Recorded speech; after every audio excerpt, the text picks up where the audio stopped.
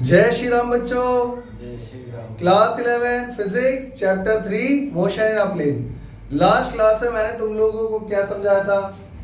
मैंने तुम लोगों को प्रोजेक्टाइल की डेफिनेशन, प्रोजेक्टाइल क्या होता है और हॉरिजॉन्टल प्रोजेक्टाइल तक खत्म करवा दिया था। याद है कि भूल गए? आज हम लोग पढ़ने जा रहे हैं बच्चों एंगुलर प्रोजेक्टाइल। Angular projectile. अरे प्रोजेक्टाइल तो याद है कि भूल गए? जब हम किसी ऑब्जेक्ट को इनिशियल वेलोसिटी के साथ फेंकते हैं तो वो एक पाथ बनाता है। उस पाथ को हम क्या बोलते हैं बच्चों? क्या बोलते हैं? नहीं, उसको प्रोजेक्टाइल नहीं बोलते। जो उसने पाथ बनाया है ना, उसको बोलते हैं ट्राजेक्ट्री। जो ऑब्जेक्ट हमने फेंका उसको क्या बोलते हैं? उसको बोलते हैं प्रोजेक्टाइल। समझ में आ गया? तो बच्चों आज देखो, लास्ट क्लास में हमने क्या पढ़ा था कि ऑब्जेक्ट को हम हॉरिजॉन्टली फेंक रहे हैं और फिर वो नीचे जा रहा है। हाँ या ना? आज हम लोग ये पढ़ने जा रहे हैं कि ऑब्जेक्ट को हम हॉरिजॉन्टल के साथ किसी एंगल के साथ फेंकेंगे। समझ में आ गया? इसका मतलब एंगुलर प्रोजेक्टाइल में क्या हो रहा है? When an object is throne with some initial velocity and making an angle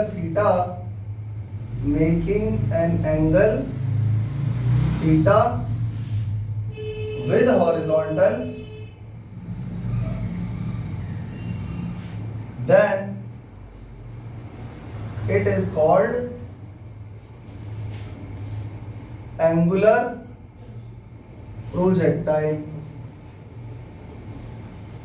बच्चों बात समझ में आ गई? हम क्या कर रहे हैं यहाँ पे? ऑब्जेक्ट को हॉरिजॉन्टली नहीं फेंक रहे हैं, बल्कि हॉरिजॉन्टल के साथ कुछ एंगल बना के फेंक रहे हैं। मतलब ऊपर की तरफ ऐसे करके फेंक रहे हैं। समझ में आ गया? हॉरिजॉन्टल के साथ एंगल कितना बन रहा है? थीटा।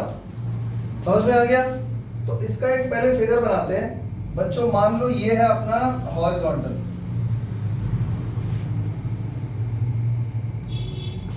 ये है हमारा एक्स एक्सिस और ये है वाई एक्सिस।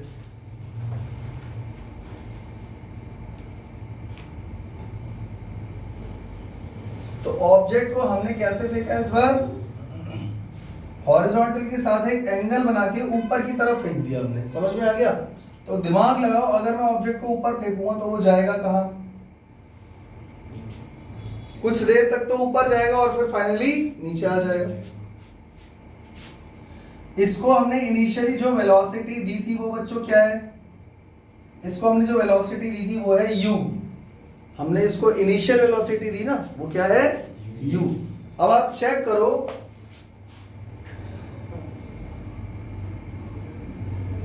जो इनिशियल वेलोसिटी हमने इसे दी है वो है u। अब आप चेक करो, इस u की वजह से ये आगे भी बढ़ रहा है और ये ऊपर भी जा रहा है। हाँ या ना? तो इसका मतलब ये हुआ इसके पास हॉरिजॉन्टल वेलोसिटी वाला कंपोनेंट भी है, जिस मान लो बच्चों एक्स एक्सिस के साथ एंगल बना रही है थीटा। हॉरिजॉन्टल के साथ प्रोजेक्टाइल क्या एंगल बना रहा है? तभी तो एंगुलर माना जाएगा ना। अगर हम सीधा फेंक देंगे तो फिर वो हॉरिजॉन्टल प्रोजेक्टाइल हो जाएगा, जो हमने लास्ट क्लास में पढ़ा था। तो हमने हॉरिजॉन्टल के साथ एक एंगल बनाया थीटा और ऑब्जेक्ट को ऊपर फेंक दिया। अब ये हॉरिजॉन्टल के साथ एंगल क्या बना रहा है? थीटा। देखो लिखा ना, एंगल थीटा विद हॉरिजॉन्टल। तो उसके बाद हुआ ये। अब इसमें आप चेक करो, इसके पास दोनों हॉरिजॉन्टल प्रोजेक्टाइल में सिर्फ हॉरिजॉन्टल वेलोसिटी वाला कंपोनेंट था, वर्टिकल वेलोसिटी का कंपोनेंट नहीं था। याद है कि भूल गए? लास्ट क्लास वाला लेक्चर देखा तुम लोगों ने? इस बार आप चेक करो, इसके पास हॉरिजॉन्टल वेलोसिटी वाला कंपोनेंट भी है और वर्टिकल वाला भी है। अगर आप ध्यान से देखोगे तो क्योंकि ये ऊपर की तरफ जा रहा है तो इसका हॉरिजॉन्टल कंपोनेंट क्या हो गया बच्चों? u cos theta. और इसका एक वर्टिकल कंपोनेंट भी बनेगा, उसको हम क्या बोलेंगे बच्चों? u sin theta. देखो बच्चों, नॉर्मली तुम लोगों को ये पता है, फिजिक्स में अगर मान लो कोई ऐसा फोर्स इधर की तरफ जा रहा है, कोई वेक्टर जा रहा है, हम इसको दो कंपोनेंट में डिवाइड कर सकते हैं, हॉरिजॉन्टल और वर्टिकल। समझ में आ गया? जिसके साथ भी एंगल थीटा बन रहा है वो वाला कंपोनेंट हो जाएगा कॉस थीटा और दूसरा वाला हो जाएगा साइन थीटा। मालूम है कि नहीं मालूम? मालूम है। जैसे मान लो कोई कंपोनेंट ऐसे आ रहा है तो इसको हम लोगों को जो फिजिक्स में आसानी होती है वो होती है हॉरिजॉन्टल और वर्टिकल कंपोनेंट में। ये जो टेढ़ा मेढ़ा फोर्स है या उल्टा सीधा वेक्टर जा रहा है इससे हमको कोई आसानी नहीं होती बल्कि दिक्कत होती है। तो ये जो आप देख रहे हो एक कंपोनेंट जा रहा है, मान लो ये है v, तो ये टेढ़ा मेढ़ा कहीं भी जा रहा है, मुझे इससे दिक्कत है तो मैं इसको दो कंपोनेंट में डिवाइड करूंगा, वर्टिकल और हॉरिजॉन्टल। आगे बात समझ में? यहां भी मैंने यही करा था, फोर्स को दो कंपोनेंट में डिवाइड कर दिया था। अब आप चेक करो, अगर यहाँ पर इसके साथ थीटा बन रहा है तो ये कंपोनेंट क्या हो जाएगा बच्चों? v cos थीटा और ये हो जाएगा v sin थीटा। अब मुझे इसकी कोई जरूरत नहीं है क्योंकि मेरे पास वर्टिकल कंपोनेंट और हॉरिजॉन्टल कंपोनेंट आ चुका है। इतनी बात समझ में आ गई? और अगर किसी को लगता है कि सर आपने इसको दो कंपोनेंट्स में डिवाइड करके बहुत बड़ी गलती करी है, तो कोई गलती नहीं करी। चेक करो,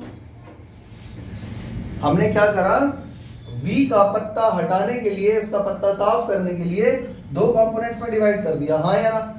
इन दो कंपोनेंट्स का रिजल्टेंट फाइंड करोगे वापस से v आ जाएगा। चेक करो, अगर मैं इन दोनों का रिजल्टेंट फाइंड करूं तो v sin थीटा मतलब a square plus b square plus 2ab लगाने की जरूरत ही नहीं है क्योंकि इन दोनों के बीच में 90 डिग्री बन रहा है। हाँ या ना? तो चेक करो, इसको सॉल्व करके क्या आ जाएगा, v square sin square theta plus b square cos square theta. तो यहाँ पे आप देख सकते हो इन दोनों का जो भी रिजल्टेंट आएगा वो वही भी आ जाएगा क्योंकि इन दोनों में से आप sin square v square common ले लोगे, क्या बचेगा, sin square theta plus cos square theta under root, तो ये तो 1 हो जाएगा, तो v स्क्वायर ही बचेगा और स्क्वायर से रूट कटेगा, v आ जाएगा। यानी इन दोनों का रिजल्टेंट वापस से v आ जाएगा। या v से अगर आपको कभी भी दो कंपोनेंट बनाने हो किसी भी वेक्टर से, तो एक बनेगा साइन, एक बनेगा कॉस। कॉस कौन सा वाला बनेगा, जिसके साथ थीटा बन रहा है, और दूसरा वाला साइन बन जाएगा। ये कॉन्सेप्ट हमेशा याद रहेगा, पक्का। ये कॉन्सेप्ट हर चैप्टर में, हर टॉपिक में बार बार यूज होगा, तो याद रखना ये चीज, ठीक है भाई। तो इसके लिए मैंने तुम्हें 5 मिनट अलग से दे दिए हैं। अब यही वाला कॉन्सेप्ट जरा यहां पर लगाओ बच्चों। u इनिशियल वेलोसिटी दी गई थी, क्योंकि ये टेढ़ा मेढ़ा वेक्टर है तो हम क्या करेंगे, इसके लिए दो कंपोनेंट में डिवाइड करेंगे। अब चेक करो, हॉरिजॉन्टल के साथ एंगल थीटा बन रहा है, तो ये हॉरिजॉन्टल कंपोनेंट क्या बन गया और वर्टिकल वाला क्या बन गया, u sin थीटा। अब मुझे इस u की फिलहाल कोई जरूरत नहीं है, समझ में आ गया। अच्छा, और एक बात, क्या सच में इस प्रोजेक्टाइल के पास ये दो कंपोनेंट है भी? तो जरा चेक करो बच्चों, u cos थीटा इधर हॉरिजॉन्टल में जा रहा है, मतलब ये प्रोजेक्टाइल को बोल रहा है कि आगे चल आगे चल आगे चल। चेक करो, ये हर वक्त आगे जा रहा है या नहीं जा रहा, हाँ या ना?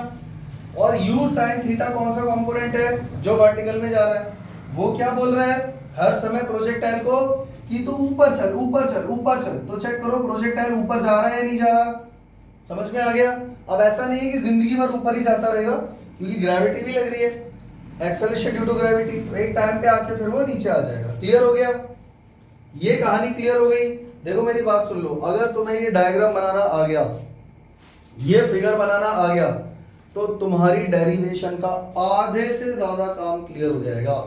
इसीलिए मैं तुम्हें एक एक टर्म डिटेल में समझा रहा हूँ, वरना फिगर बुक में भी दिया हुआ है, फिगर तुम्हें स्कूल में भी बना के दिया होगा, पर मेरा काम है तुम लोगों को रटवा देना।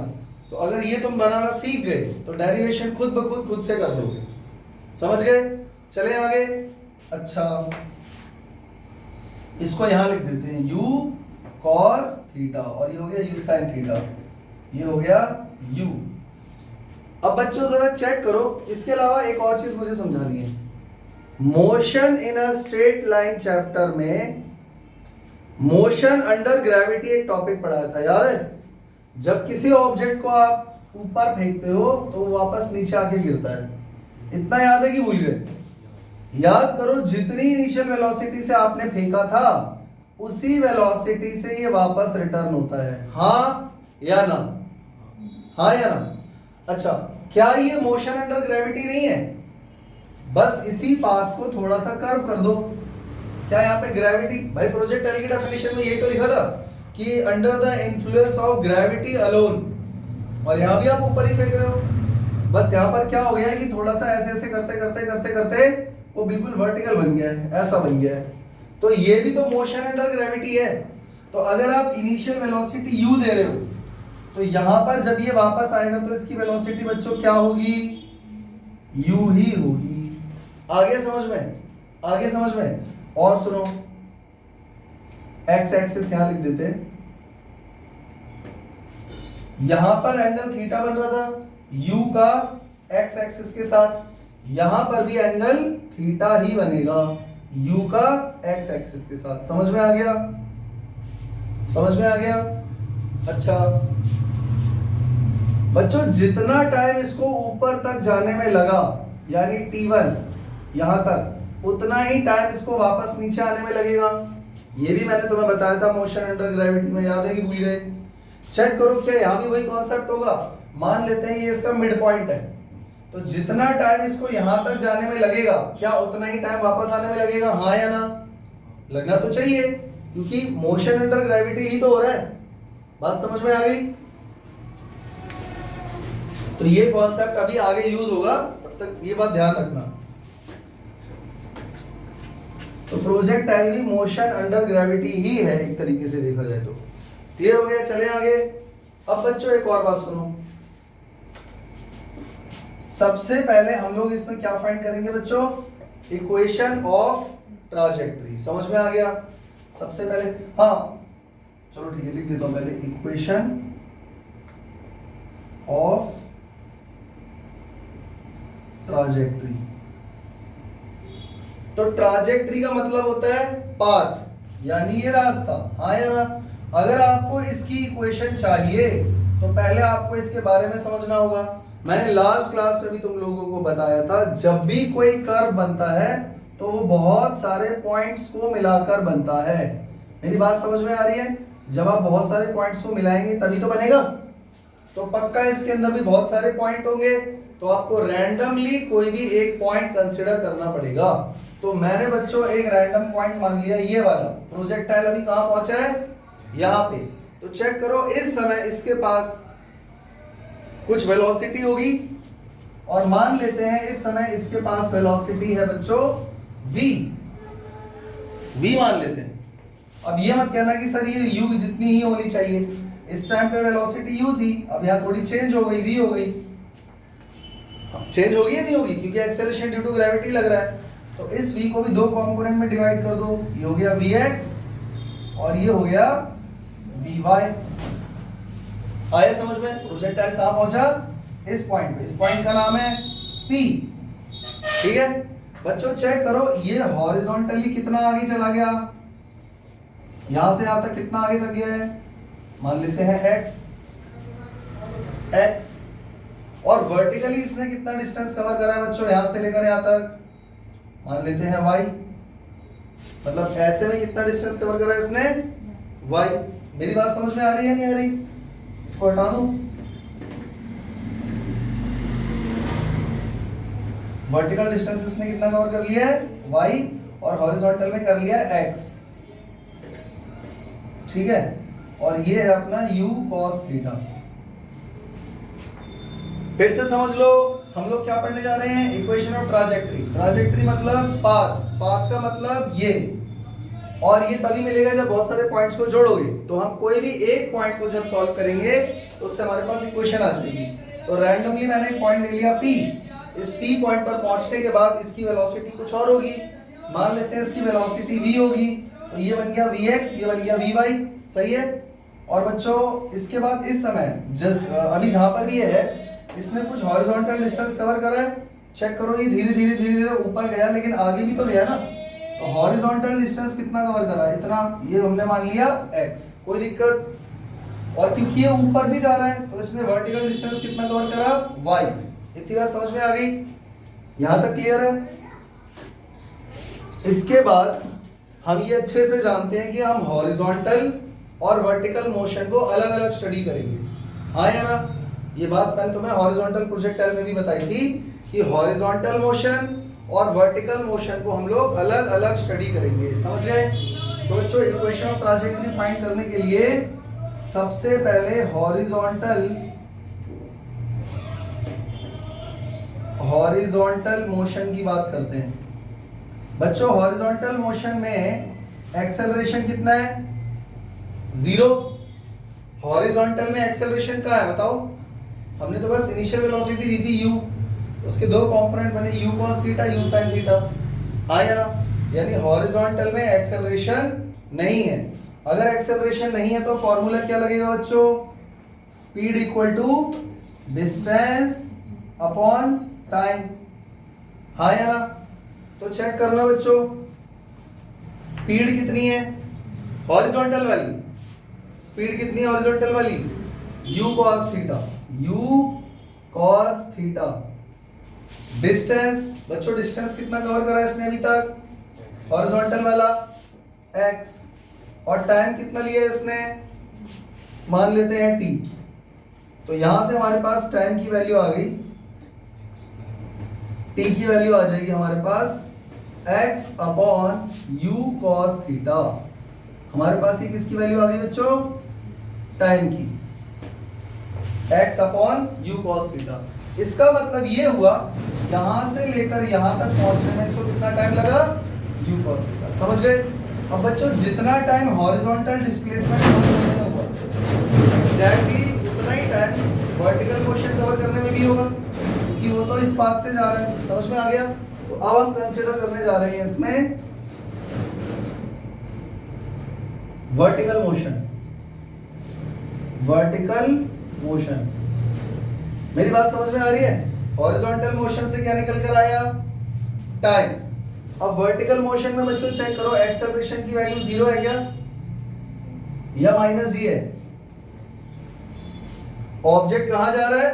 ऊपर, तो एक्सेलरेशन ड्यू टू ग्रेविटी काम करेगा। अब क्योंकि ऑब्जेक्ट ऊपर जा रहा है तो जी की वैल्यू माइनस में लेंगे, नीचे गिर रहा होता तो प्लस में लेते हैं। अब बच्चों चेक करो, क्योंकि यहां पर एक्सेलरेशन लग रहा है तो क्या आप speed equal to distance upon time लगाओगे? नहीं। क्या लगाओगे? s is equal to ut plus half at²। हाँ या ना? समझ में आ गया? अब आप चेक करो डिस्प्लेसमेंट कितना हुआ है बच्चों वर्टिकल में। वर्टिकल में डिस्प्लेसमेंट बता रहा है, वर्टिकल मोशन चल रहा है, तो वर्टिकल में डिस्प्लेसमेंट हुआ है यहां से लेकर y, क्योंकि अभी ऑब्जेक्ट यहां पर है, तो s की जगह क्या आ जाएगा बच्चों? y। u का मतलब क्या है? इनिशियल वर्टिकल वाली वेलोसिटी। तो इनिशियल वर्टिकल वेलोसिटी क्या है बच्चों? u sin theta into t। बच्चों t की जगह क्या नजर आ रहा है तुम्हें? टाइम हम यहां से उठा लेंगे, x upon u cos theta. तो t की जगह आ गया x upon u cos theta. ये हमारे पास हो गया ut प्लस हाफ, बच्चों a की जगह क्या आएगा? माइनस जी। तो जब माइनस जी लगाओगे तो यहाँ पे माइनस आ जाएगा या नहीं? समझ गए? और फिर t का स्क्वायर है, तो t चेक करो यही वाला पुट करेंगे या नहीं, क्योंकि यहां तक पहुंचने में टाइम तो उतना ही लगा ना। तो t की वैल्यू कितनी हो गई बच्चों? x upon u cos theta whole square. समझ में आ गया कि नहीं? पक्का? अब इसको सॉल्व करते हैं। y इज इक्वल टू, बच्चों चेक करो, u से u कट जाएगा और sine theta upon cos theta क्या हो जाएगा? जल्दी बोलो, साइन अपॉन कॉस क्या होता है? tan theta minus half gx²,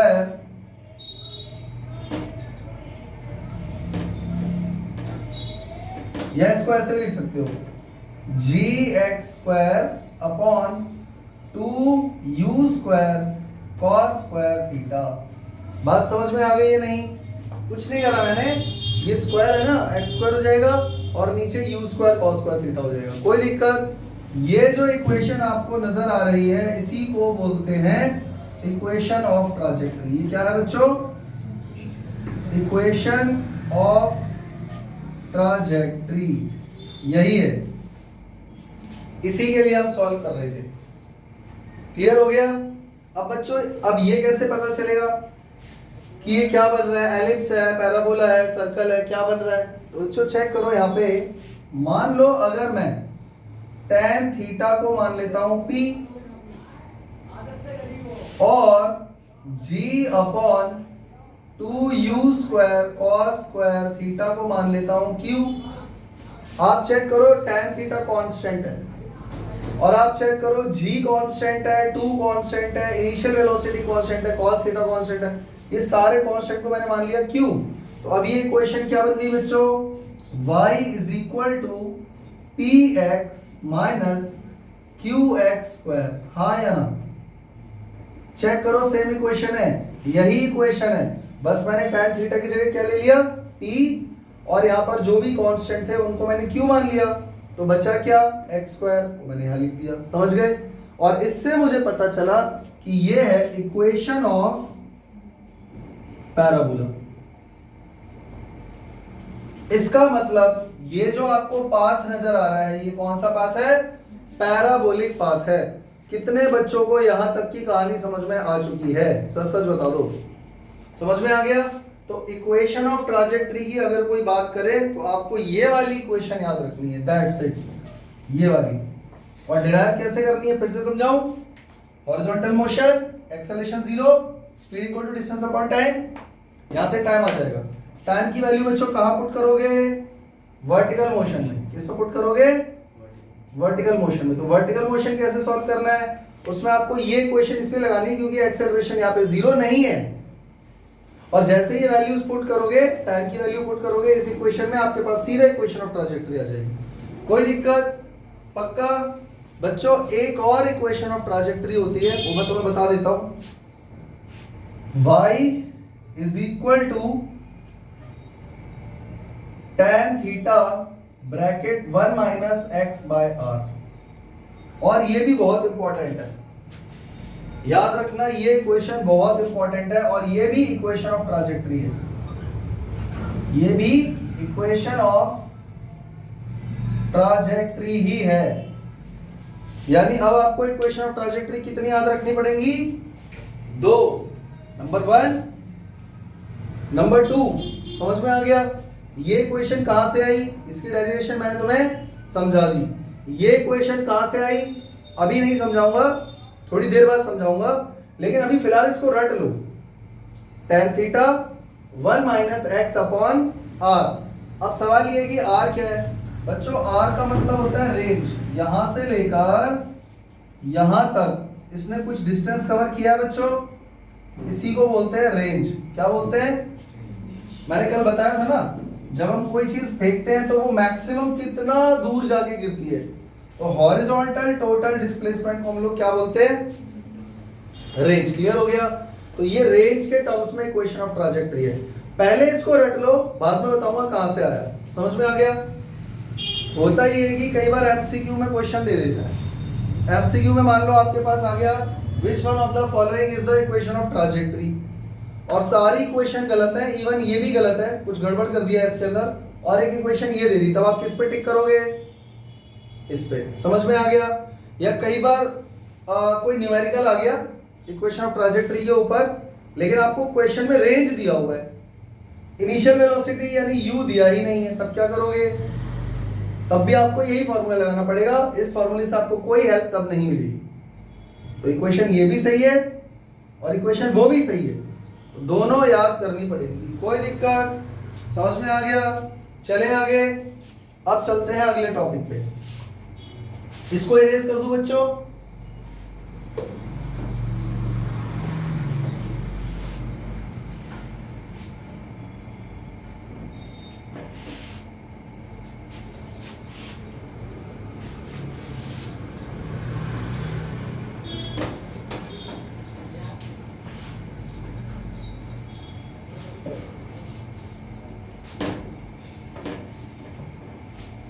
अब हम लोग फाइंड करने जा रहे हैं टाइम ऑफ मैक्सिमम हाइट। क्या फाइंड करने जा रहे हैं बच्चों, एक काम करते हैं, यहां पे खाली ना ऐसे लिख देते हैं एक्स एक्सिस, थोड़ी सी जगह बन जाएगी। अब हम लोग फाइंड करने जा रहे हैं टाइम ऑफ मैक्सिमम हाइट। ठीक है बच्चों, चेक करो यहाँ पे मैक्सिमम हाइट कौन सी है। जब प्रोजेक्टाइल यहां से ऐसे ऐसे ऐसे ऐसे ऐसे ऐसे गया, तो इस पॉइंट पे हाइट मैक्सिमम है, क्योंकि इसके आगे आप जाओगे तो हाइट कम हो रही है, इसके पीछे जाओगे तो भी हाइट कम है, यानी ये वो पॉइंट है जहां पर हाइट मैक्सिमम है। तो क्या मैं बोल सकता हूं this is H max. H max, H max का मतलब मैक्सिमम हाइट। अच्छा, कुछ बच्चे इसको कैपिटल एच भी बोल देते हैं। कैपिटल एच मतलब मैक्सिमम हाइट, कोई फर्क नहीं पड़ता, आप कैपिटल एच बोलो या एच मैक्स बोलो, एक ही बात है। इस पॉइंट तक पहुंचने में प्रोजेक्टाइल को कितना टाइम लगा, इसको बोलते हैं बच्चों T, time of maximum height, यानी टी मैक्स। समझ में आ गया?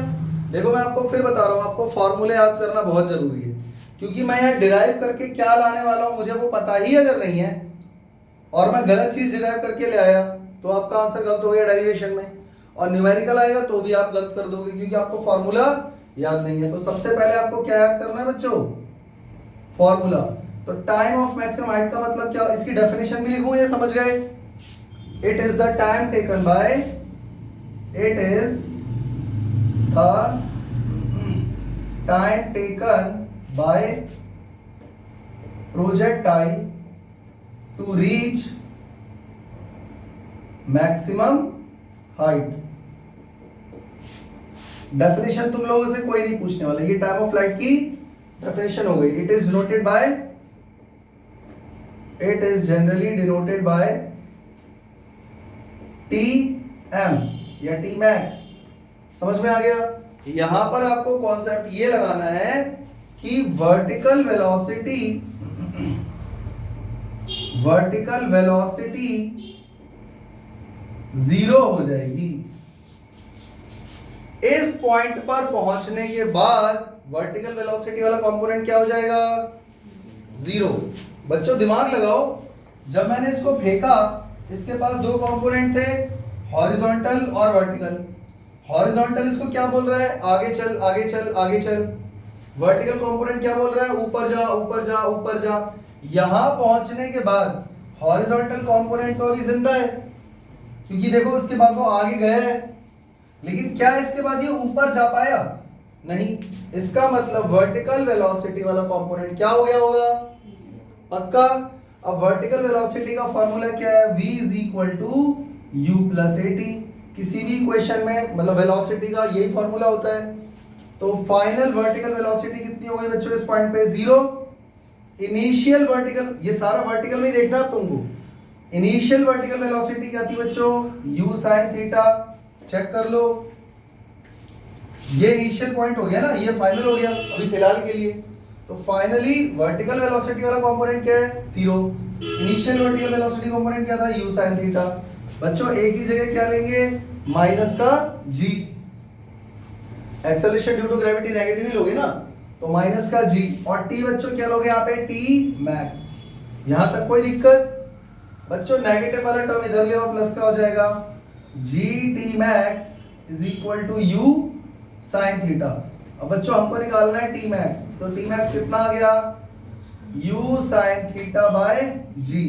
तो तुम्हारे पास ये फॉर्मूला आ गया, याद रखना, टाइम ऑफ मैक्सिमम हाइट। कोई दिक्कत? कितने बच्चों को समझ में आ गया? चले आगे। याद रखना मैक्सिमम हाइट तक पहुंचने में, यहां तक पहुंचने में जो समय लगा वो क्या है? u sin theta by g। Clear? चले आगे।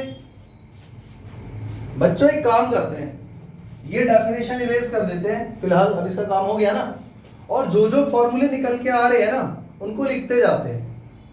सही है? ठीक है, इसको पढ़ लो जल्दी से, मैं इरेज करने वाला हूं।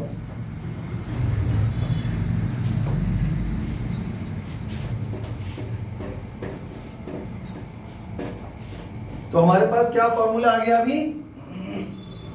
T max. टी मैक्स की वैल्यू आ गई है u sin theta by g।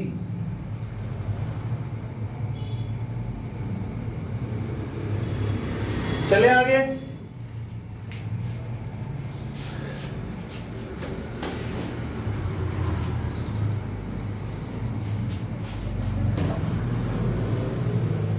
लोग पढ़ने जा रहे हैं total time of flight. Total time of flight का मतलब है यहां से लेकर, यहां से हमने इसको थ्रो करा और इसके बाद जब तक ये जमीन पे गिर नहीं गया, टोटल यहां से लेकर यहां तक टोटल टाइम कितना लगा। यानी कि हम क्या पढ़ने जा रहे हैं बच्चों, number 2, total time of flight. कब तक ये हवा में रहा, इसको बोलते हैं TF। समझ में आ गया? इसको डिफाइन कैसे करोगे? It is the total time taken by projectile when it was in air, या आप ये भी बोल सकते हो बिफोर हिटिंग द ग्राउंड। समझ में आ गया बच्चों? यहां पर कौन सा कॉन्सेप्ट लगाओगे, जरा चेक करो बच्चों। अगर मैं इसको यहां से देखूं, मतलब इमेजिन करो आपकी ये आंखें, अरे अच्छी आंखें हैं, काम चला हुआ है, आप इस प्रोजेक्टाइल को यहां से देख रहे हो। इमेजिन करो आप इसको यहां से देख रहे हो ऐसे, तो आपको सिर्फ क्या नजर आएगा बच्चों, एक्स एक्सिस नजर आएगा, हाँ या ना?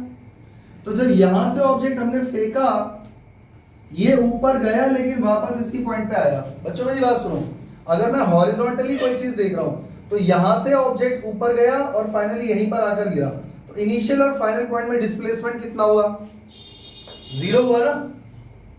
हॉरिजॉन्टल में देखो आपकी आंख यहां पर है, इसी पॉइंट से पता नहीं वो कहां गया ऊपर और फाइनली इसी लाइन पे आके गिरा, तो आंखों के सामने तब भी इनिशियल पॉइंट यही था और फाइनल पॉइंट कितना भी दूर हो लेकिन इसी पॉइंट पे आ रहा है। तो हॉरिजॉन्टल में, सॉरी वर्टिकल डिस्प्लेसमेंट कितना हुआ, चेक करो। यहां पर सिर्फ वर्टिकल वाला डिस्प्लेसमेंट पूछ रहा हूं। वर्टिकल डिस्प्लेसमेंट क्या हुआ, वर्टिकल डिस्प्लेसमेंट तो तब होगा ना जब आप नीचे से ऊपर किसी पॉइंट को कंसीडर करोगे।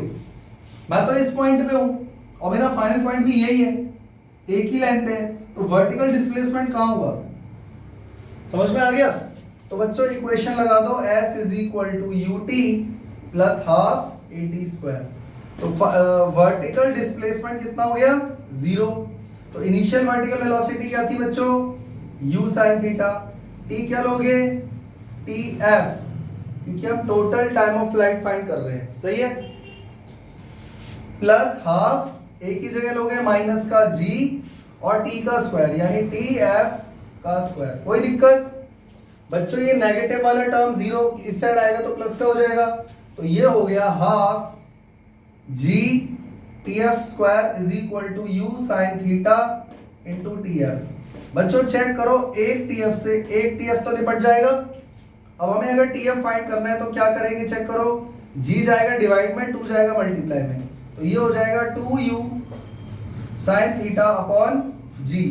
चेक कर लो सही है गलत है। G कहां जाएगा, डिनोमिनेटर में, 2 कहां जाएगा, मल्टीप्लाई में। तो हमारे पास टोटल टाइम ऑफ फ्लाइट क्या आ गया बच्चों, 2U sin theta by G। क्या आ गया, 2U sin theta by G। Clear हो गया? ये फॉर्मूला याद रहेगा। तो टोटल टाइम ऑफ फ्लाइट हमारे पास आ गया 2U sin theta by G। बच्चों एक चीज तुमने नोटिस करी, total time of flight find करने का एक और मेथड भी है। मैंने तुम्हें बताया था जितना टाइम इसको यहां तक जाने में लगेगा एग्जैक्टली उतना ही टाइम यहां तक आने में लगेगा, हाँ या ना? यानी अगर मुझे total time of flight find करना है तो मैं 2 टाइम्स ऑफ TF कर देता हूं, हाँ या ना? तो चेक करना, अगर मैं इसका ट्वाइस कर दूं, अगर मैं इसको 2 से मल्टीप्लाई कर दूं तो यही वैल्यू आ जाएगी या नहीं आ जाएगी? तो आप ऐसे भी फाइंड कर सकते हो। यानी हमारे पास एक और फॉर्मूला आ गया है TF which is equal to, बस यहाँ पे 2 लग जाएगा, 2U sin theta by G। कोई दिक्कत? ये समझ में आ गया टोटल टाइम ऑफ फ्लाइट। चलें आगे।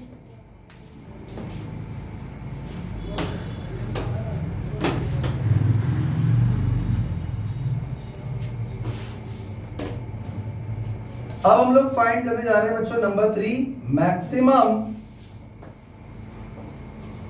हाइट ऑफ प्रोजेक्टाइल,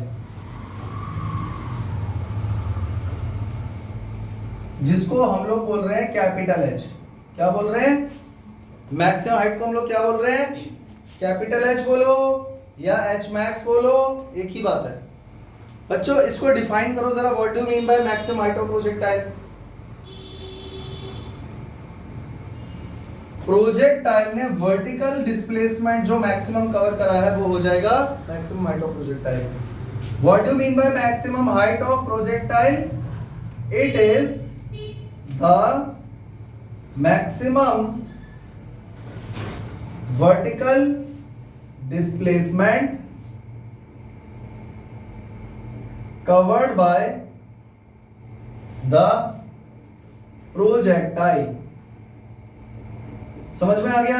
अब बच्चों चेक करो, अगर वर्टिकल डिस्प्लेसमेंट की बात की जाए तो इस पॉइंट पर वर्टिकल डिस्प्लेसमेंट, वर्टिकल वेलोसिटी वाला कंपोनेंट जीरो हो जाएगा। तो अगेन हम यहां पर वही वाला कॉन्सेप्ट यूज करेंगे, वर्टिकल वेलोसिटी वाला कंपोनेंट मैक्सिमम हाइट पर जीरो हो जाएगा। अब बच्चों यहां पर इक्वेशन लगा दो, v² minus u² equal to 2as। अब चेक करो, final vertical velocity maximum height पे इस पॉइंट पे क्या हो जाएगी? जीरो। इनिशियल वर्टिकल वेलोसिटी क्या है बच्चों? u sin थीटा, इसका स्क्वायर करोगे इज इक्वल टू 2, a की जगह क्या लोगे? -g, और s की जगह h। s मतलब डिस्प्लेसमेंट है ना, तो डिस्प्लेसमेंट h हो गया। बच्चों चेक करो, ये क्या हो जाएगा? -u² sin² थीटा, और ये हो जाएगा -2gh। माइनस से माइनस कट जाएगा, हमको h फाइंड करना है, तो h will be equal to कितना हो जाएगा? u² sin² theta by 2g। ये हमारे पास क्या आ गया बच्चों? This is maximum height attend bye the projectile during the motion. समझ में आ गया? तो यहां से हमारे पास एक और फॉर्मूला आ गया है, h is equal to u² sin² theta by 2g। Clear हो गया? कोई दिक्कत? चले आगे। तो ये सारे फॉर्मूले याद रखते हैं आपको।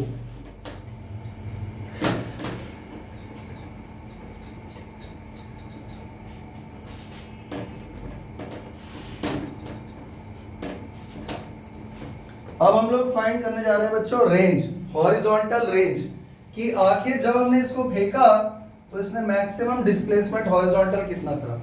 यानी अब हम लोग क्या फाइंड करने जा रहे हैं? रेंज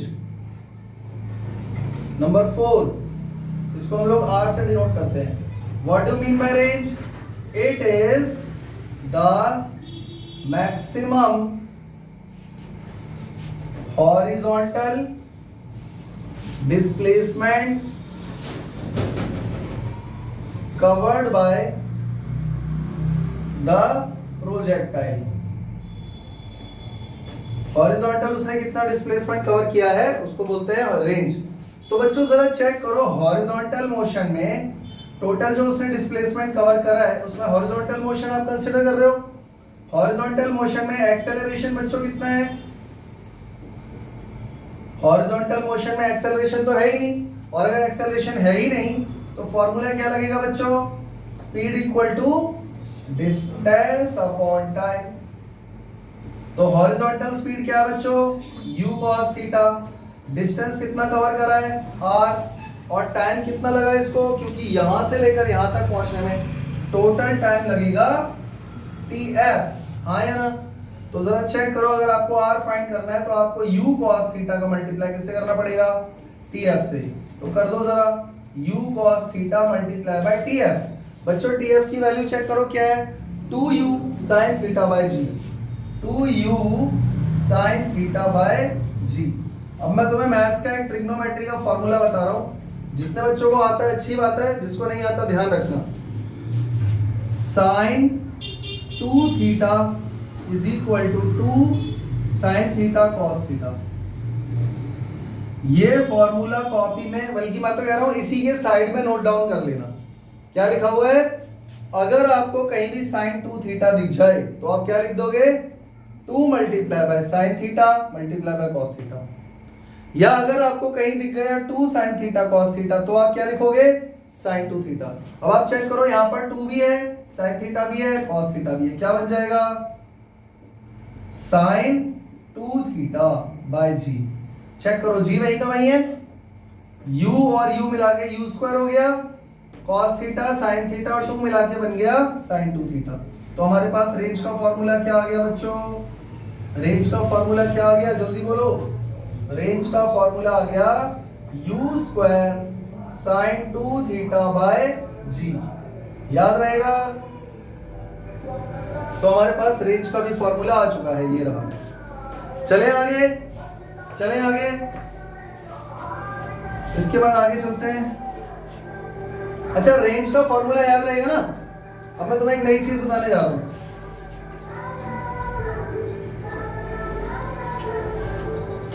अब हम पढ़ने जा रहे हैं बच्चों equation of trajectory, equation of trajectory. अभी स्टार्टिंग में मैंने तुम्हें इक्वेशन ऑफ ट्राजेक्टरी की 2 इक्वेशन लिख के दिखाई थी। पहली वाली इक्वेशन क्या थी बच्चों, y is equal to x tan theta minus ji x square upon में u square cos square theta. याद है कि भूल गए। तो इक्वेशन ऑफ ट्राजेक्टरी हमने ये पढ़ी थी और इसकी डेरिवेशन तो मैं तुम्हें बता चुका हूं, ये मैं दोबारा नहीं बताऊंगा। तो चेक करो x tan थीटा माइनस जी x square upon 2u square cos square theta. याद है। पर एक इक्वेशन मैंने लिखी थी y is equal to tan theta 1 minus x upon R. याद है।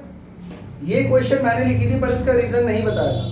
तो अब जरा ध्यान से सुनो बच्चों, अगर मैं यहां से tan थीटा कॉमन ले लूं तो यहां पे क्या बचेगा x और यहां पर क्या बचेगा बच्चों G x square upon 2u square cos square theta into tan theta. कितने बच्चों को ये बात समझ में आ गई? जिसको नहीं आया ध्यान से सुनो।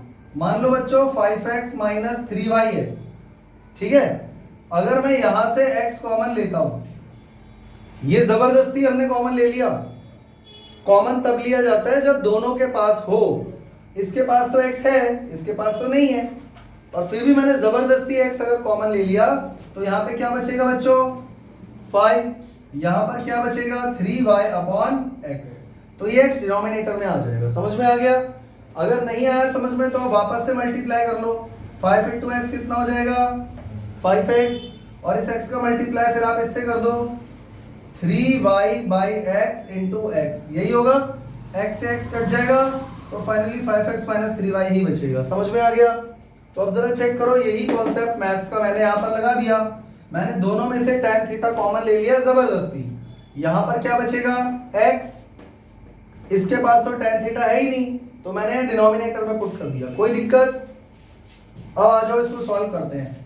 y is equal to tan theta bracket x minus ji x square upon, बच्चों देखो 2u square cos square theta. बच्चों tan थीटा की जगह क्या मैं लिख सकता हूं sin theta upon cos theta, और अपॉन वाला कॉस थीटा ऊपर आ जाएगा। ये समझ में आ गया? अब बच्चों जरा चेक करो, इस वाले कॉस थीटा से एक कॉस थीटा कट जाएगा क्योंकि यह कॉस का स्क्वायर था।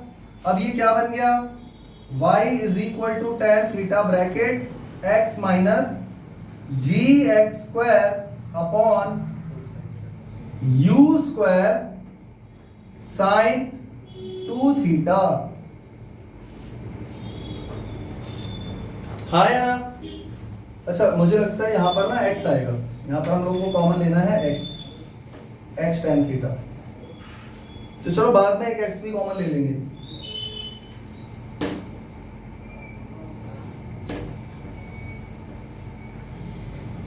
यहां पर x आएगा तब 1 माइनस एक्स अपन आ जाएगा।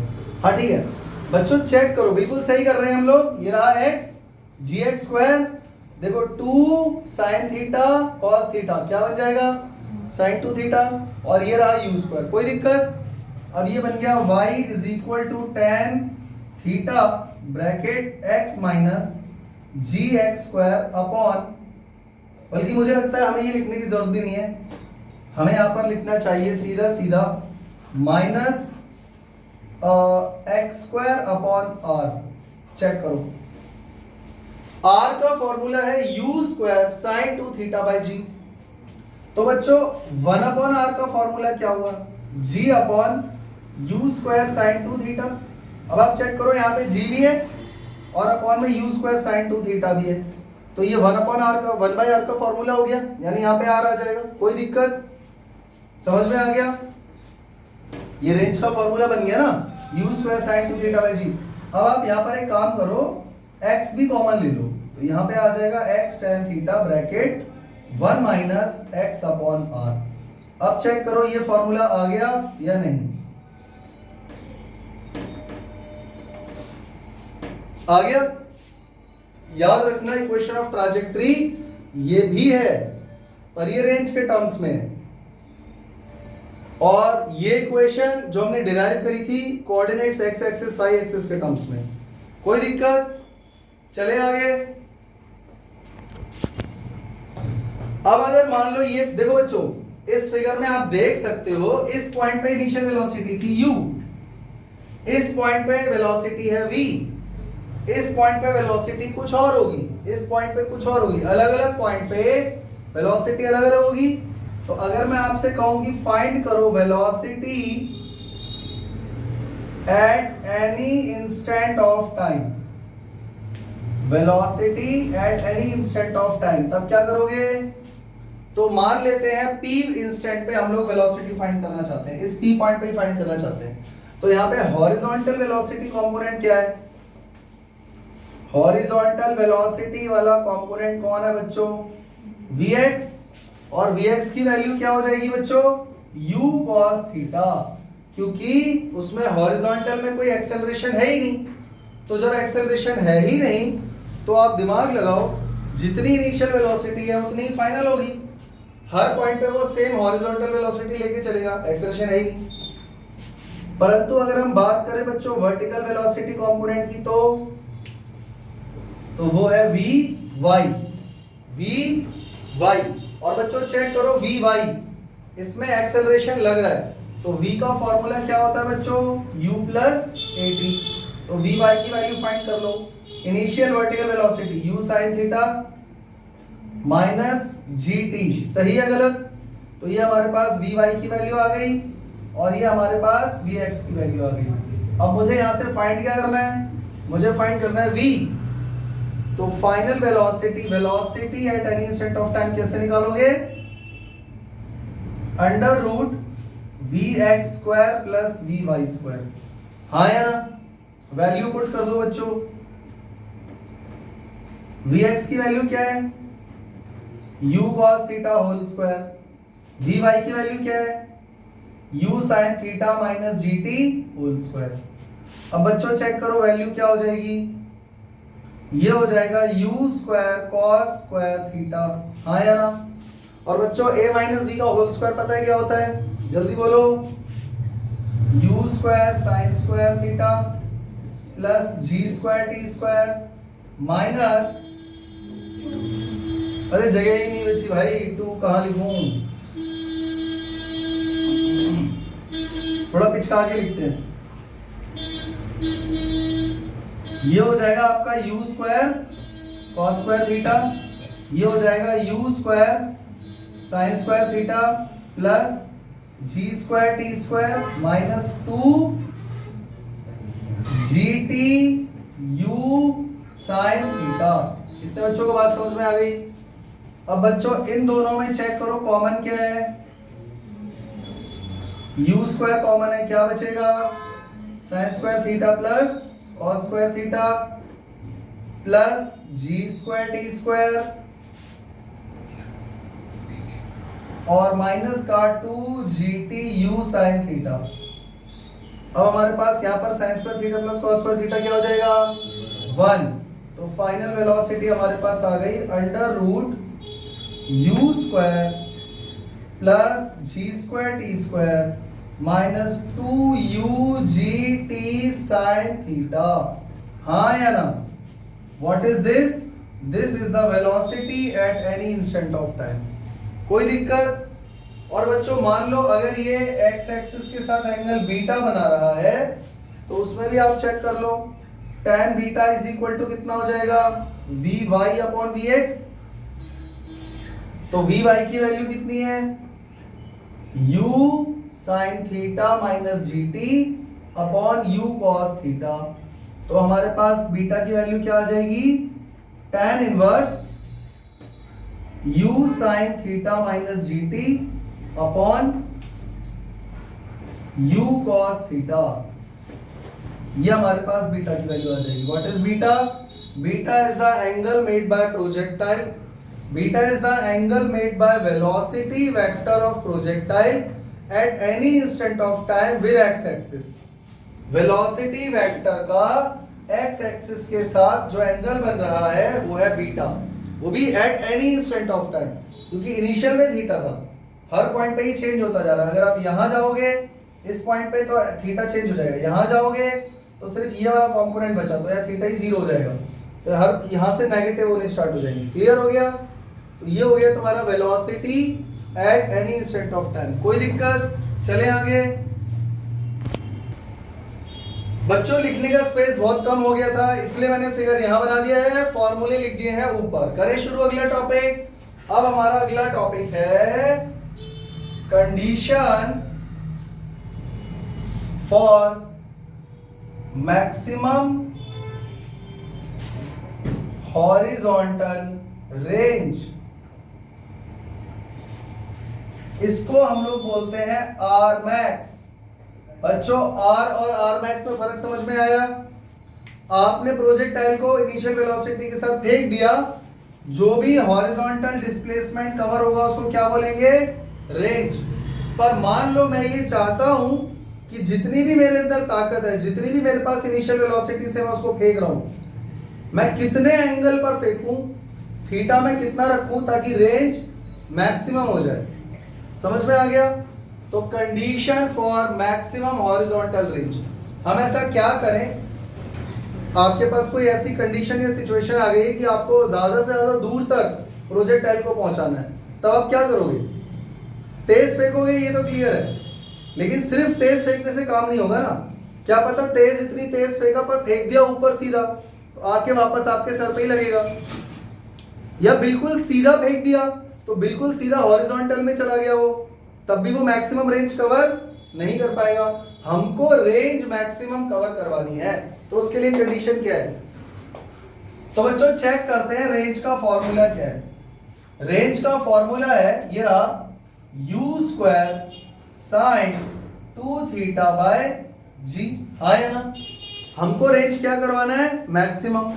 अगर आपको ये चीज मैक्सिमम चाहिए तो आपको RHS भी मैक्सिमम रखना होगा। तो आप इस वैल्यू में छेड़खानी करो जरा। बच्चों क्या हम g को चेंज कर सकते हैं? नहीं, क्योंकि एक्सेलरेशन ड्यू टू ग्रेविटी का कांस्टेंट है, फिक्स है। क्या आप u को चेंज कर सकते हैं? नहीं, क्योंकि इनिशियल वेलोसिटी एक बार जो दे दी गई है वो कांस्टेंट हो गया, वो तो आप ऑब्वियसली तेज ही फेंकोगे। हम चाहते हैं साइन 2 थीटा मैक्सिमम हो जाए। बोलो बच्चों हाँ। इसका मतलब ये हुआ, अगर आपको आर मैक्स चाहिए तो इसका मतलब ये जो वैल्यू है ये होनी चाहिए मैक्सिमम, क्योंकि u स्क्वायर और g तो कांस्टेंट हो गए। हाँ या ना? बच्चों चेक करो साइन 2 थीटा मैक्सिमम कब होगा? साइन का कोई भी डिग्री ले लो, मैक्सिमम वैल्यू 1 होती है। हाँ या ना? हाँ या ना? बच्चों साइन का ग्राफ आता है बनाना? साइन का ग्राफ ऐसे ऐसे बनता है, तो आप चेक करो इसकी मैक्सिमम वैल्यू 1 ही है। हाँ या ना? भाई साइन 90 डिग्री पे कितना होता है? 1, 180 पे 0, फिर माइनस 270 डिग्री पे -1, ये -1 है, फिर उसके बाद 360 पे अगेन 0, फिर उसके बाद जो भी यहाँ पर एंगल आएगा 1, तो मैक्सिमम वैल्यू इसकी 1 और मिनिमम -1। इसी 1 और -1 के बीच में ये चलता रहता है। इतना तो पता होगा, 10th क्लास में तुमने एक टेबल याद किया था जिसमें साइन 90 की वैल्यू क्या थी बच्चों? तो इसका मतलब मुझे यहाँ पे sine 2 theta is equal to maximum value 1 ही हो सकती है, और 1 आता है साइन 90 डिग्री पे, हाँ या ना? तो अगर साइन 90 पे 1 आता है तो इसका मतलब कंपेयर कर लो, एंगल कितना हो गया 90 डिग्री, तो थीटा कितना हो गया 90/2, तो थीटा की वैल्यू कितनी आ गई 45 डिग्री। यहां से आपने क्या सीखा, यहां से हमने ये सीखा बच्चों की अगर मुझे प्रोजेक्टाइल को मैक्सिमम रेंज कवर कराना है, सबसे ज्यादा हॉरिजॉन्टल डिस्टेंस कवर कराना है, बिल्कुल दूर भेजना है, तो मुझे कितने डिग्री पर थीटा बनाना होगा, मुझे उसका 45 डिग्री थीटा बना करके उसको प्रोजेक्ट करना होगा। यानी अगर कोई एथलीट जेवलिन थ्रो कर रहा है तो उसको कितने डिग्री पे भाला फेंकना चाहिए 45 डिग्री पे। अगर आपके दोस्त से शर्त लगी है कौन पत्थर दूर फेंकता है, तो आप पत्थर कितने डिग्री पे फेंकोगे 45 पे। तो ये जो जेवलिन थ्रो करते हैं वो इसी चीज की प्रैक्टिस करते हैं कि थीटा 45 कैसे बने। तो ये लोग क्या करते हैं, एक रस्सी बांध देते हैं और उसमें एक भाला होता है, वो उस रस्सी के अंदर ऐसे ऐसे फंसा रहता है, समझ में आ गया? उसको ऐसे पकड़, ये थीटा कितना बना लेते हैं वो लोग 45। अब वो हाथ से पकड़ के भाले को उसी रस्सी के अंदर फेंकते हैं, तो वो ऊपर तक जाता है, टकराता है, वापस आ जाता है, फिर फेंकते हैं। ऐसी प्रैक्टिस करते रहते हैं ताकि थीटा 45 पर उनको भाला फेंकना आ जाए। सबको समझ में आ गया बच्चों? तो इसका मतलब ये बात याद रखना, condition for maximum horizontal range क्या है 45, यानी 45 डिग्री पे फेंकोगे तो रेंज आपको मैक्सिमम मिलेगी। अब सवाल ये है कि मैक्सिमम रेंज आखिर होगी कितनी, आर मैक्स की। अगर अब हमें ये तो पता लग गया है कि थीटा मुझे 45 बनाना है, लेकिन मैक्सिमम रेंज होगी कितनी? तो बच्चों मैक्सिमम रेंज का फॉर्मूला क्या है, u² sin 2 theta bye g। अब मैं थीटा कितना लेने वाला हूं, क्योंकि मैंने आर मैक्स लिखा है, तो बच्चों थीटा कितना हो जाएगा 45 डिग्री, इसमें पुट करो कितना आ गया, r max equal to u² sin 2 × 45 90 हो जाएगा बाय g, तो sin 90 हो जाएगा 1। तो याद रखना बच्चों आर मैक्स की वैल्यू क्या हो गई, यानी एक नया फॉर्मूला आ गया आपके पास। अगर थीटा कभी भी 45 दिया हो तो उस केस में आपको रेंज का ये पूरा फॉर्मूला याद नहीं रखना, सिर्फ क्या रखना है u²/g। और ये फॉर्मूला सिर्फ आर मैक्स का है। आर मैक्स का मतलब कंडीशन है कि थीटा 45 होना ही चाहिए। नहीं आ रहा समझ में? चले आगे। अब बच्चों यही क्वेश्चन कई बार घुमा के पूछा गया है, ये कॉन्सेप्ट तो समझ में आ गया ना, क्लियर हो गया ना? लेकिन इसी चीज को घुमा के कई बार क्या पूछते हैं, चेक करो, इसको लिख लेना।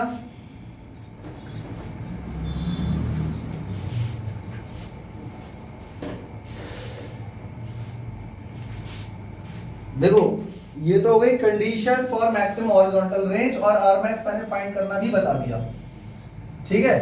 आर मैक्स ऐसे फाइंड करते हैं, इसकी वैल्यू ये होती है u²/g। लेकिन यही क्वेश्चन कई बार घुमा के आया हुआ है, क्या पूछते हैं, proof that range will be maximum at 45 degree.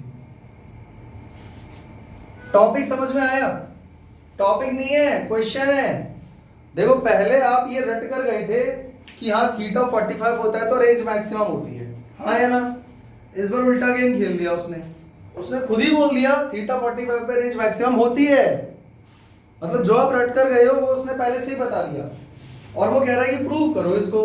तब क्या करोगे, या आया हुआ है क्वेश्चन, तब आप क्या करोगे? देखो बच्चों याद रखना, जब भी किसी चीज का मैक्सिमम या मिनिमम फाइंड करना होता है तो हम उसका डिफरेंशिएशन करके 0 पुट कर देते हैं। अभी के लिए रट लो, जब आप 12th में जाओगे तो मैथ्स के अंदर डिफरेंशिएशन एक चैप्टर आएगा, उसमें एक टॉपिक है मैक्सिमा मिनिमम। अभी तुम लोगों ने नहीं पढ़ा ना, तो अभी बस इतना समझ लो कि जब भी किसी चीज को मैक्सिमाइज या मिनिमाइज करना होता है तो उसका डिफरेंशिएशन कितना हो जाता है बच्चों 0। तो हमें किसको मैक्सिमाइज करना है, रेंज को। तो रेंज का फॉर्मूला क्या है बच्चों, चेक करो, u² sin 2 theta bye g। समझ में आ गया? टू मैक्सिमाइज द रेंज, हमको क्या मैक्सिमाइज करना है बच्चों, रेंज। तो रेंज का डिफरेंशिएशन क्या कर देंगे हम 0। रेंज का डिफरेंशिएशन कर रहे हैं dr/d थीटा, किसके रेस्पेक्ट में, थीटा के रेस्पेक्ट में। कितना हो जाएगा ये कॉन्सेप्ट यहाँ पर लगेगा, ये आपको याद रखना है। आर का डिफरेंशिएशन करना है किसके रेस्पेक्ट में, थीटा के रेस्पेक्ट में डिफरेंशिएशन आता है। जिन बच्चों को डिफरेंशिएशन नहीं आता है वो मेरे यूट्यूब चैनल की प्लेलिस्ट पर मैथमेटिकल टूल्स में डिफरेंशिएशन वीडियो जाकर देख सकते हैं। तो बच्चों चेक करो, अगर मैं डी आर करता हूँ डी अपॉन डी थीटा, यानी मैंने LHS का डिफरेंशिएशन कर दिया, अब मुझे RHS का डिफरेंशिएशन करना है। डिफरेंशिएशन कैसे करते हैं बच्चों, कांस्टेंट को पहले बाहर निकाल देते हैं। तो इसमें कांस्टेंट कौन है चेक करो, u स्क्वायर कांस्टेंट है, g कांस्टेंट है। अब यानी कि डिफरेंशिएशन खाली किसका होगा, sin 2 थीटा का। हाँ या ना, हाँ या ना। तो क्या देखो dr बाई डी थीटा तो 0 हो जाएगा, बताया था ना। अगर आपको मैक्सिमाइज करना है तो उसका डिफरेंशिएशन 0 हो जाएगा। तो यहाँ पर ये वाला पार्ट क्या हो गया 0, इधर क्या बचा u स्क्वायर बाई जी। बच्चों साइन थीटा का साइन x का डिफरेंशिएशन क्या होता है, माइनस कॉस, नहीं सॉरी कॉस। तो यहाँ पर आ जाएगा कॉस 2 थीटा, और फिर 2 थीटा का डिफरेंशिएशन करोगे तो 2 आ जाएगा। समझ में आ गया। अब आप चेक करो, ये जो g है ये मल्टीप्लाई में जाएगा, 2 डिवाइड में जाएगा और u स्क्वायर भी डिवाइड में जाएगा। तो cos 2 थीटा इक्वल टू कितना हो गया, नहीं समझे, अरे भाई ये 0 है ना, तो 2u स्क्वायर, ये दोनों मल्टीप्लाई में है, ये दोनों डिवाइड में आ जाएंगे, और ये जो g है नीचे ये मल्टीप्लाई में आ जाएगा, तो सब कुछ 0 ही तो हो जाएगा। तो cos 2 थीटा की वैल्यू क्या आ गई बच्चों, cos कितने डिग्री पे 0 होता है, हम सभी जानते हैं cos 90 की वैल्यू 0 होती है। तो इसका मतलब 2 थीटा कितना हो गया, यानी थीटा कितना हो गया, यानी कि ये हो गया proof. Range will be maximum when theta equal to 45 degree, कोई दिक्कत। और अगर कोई पूछे कि मैक्सिमम रेंज होता कितना है, तो आप रेंज का फॉर्मूला लगा के उसमें थीटा 45 डाल देना, u स्क्वायर बाई जी आ जाएगा। लेकिन उस केस में आपको यहाँ पे r मैक्स लिखना पड़ेगा। याद रखना r मैक्स और r में क्या फर्क है, रेंज मतलब नॉर्मल रेंज, आपने किसी भी एंगल पे फेंक दिया जो भी कुछ तो रेंज बनेगी, वो रेंज है। r मैक्स का मतलब है मैक्सिमम रेंज, और मैक्सिमम रेंज तभी होगी जब थीटा 45 पर ही मैक्सिमम रेंज मिलेगी। कोई दिक्कत, चले आगे, समझ में आ गया। चलते हैं अगले टॉपिक की तरफ। 2 different angles for same range। पहले बच्चों टॉपिक का मतलब समझो। टॉपिक में ये कह रहा है कि रेंज होनी चाहिए सेम, पर ऑब्जेक्ट को सेम इनिशियल वेलोसिटी के साथ फेंकना है, पर 2 डिफरेंट एंगल पे फेंकना है। मतलब आप ऐसे समझ लो, टैंक तो देखा होगा तुम लोगों ने, अरे टैंक ऐसा ही होता है।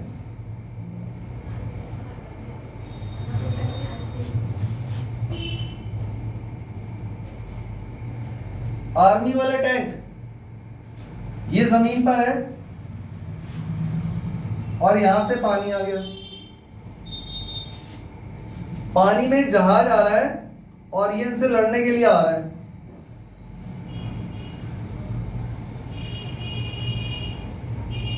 कुछ समझ में आया? ये दुश्मन का जहाज है और ये इंडियन आर्मी का टैंक है। समझ में आ गया? अब इससे पहले कि ये आके हमला करे, हमें इसको यहीं से डुबा देना है। तो कितने एंगल पे फायर करें?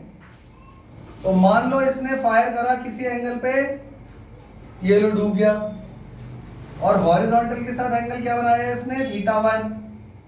लेकिन अगर इसने फायर करा किसी और एंगल पे, तो क्या ये सेम रेंज कवर करेगा? This is θ2। 2 अलग अलग एंगल है, चेक कर लो, जबकि इनिशियल वेलोसिटी दोनों की सेम है। तो क्या ये दोनों सेम रेंज कवर करेंगे, हाँ या ना? तो तुम्हें समझ में आया एनडीए में क्यों पढ़ाते हैं वो ये चीजें? क्योंकि उन्हें ये सिखाना है तुम्हें कि दुश्मन को मारना है, दुश्मन के आजू बाजू नहीं मारना है। तो ये डूब जाएगा, लड़ाई खत्म हो गई वहीं पे। तो टॉपिक का मतलब समझ में आ गया? टॉपिक का मतलब समझ में आ गया? What are the two different angles for the same range. तो बच्चों इसमें तुम्हें याद रखनी है ये बात, two different angles must be complementary. वो दो डिफरेंट एंगल कैसे होने चाहिए बच्चों? कॉम्प्लीमेंट्री एंगल होने चाहिए। अगर वो कॉम्प्लीमेंट्री एंगल है तो उन दोनों एंगल्स पर रेंज सेम होने वाली है। कॉम्प्लीमेंट्री एंगल क्या होते हैं बच्चों? Theta and 90 minus theta. समझ में आया कि नहीं? चेक करें क्या इन दोनों पे रेंज सेम आएगी? चेक करते हैं बच्चों। रेंज का फॉर्मूला बोलो, R1 रेंज का formula u square sine 2 theta by G. मैंने यहां पर R1 लिया है क्योंकि मैंने यहां पर थीटा पुट करा है, तो थीटा को थीटा ही रहने दो, कोई दिक्कत।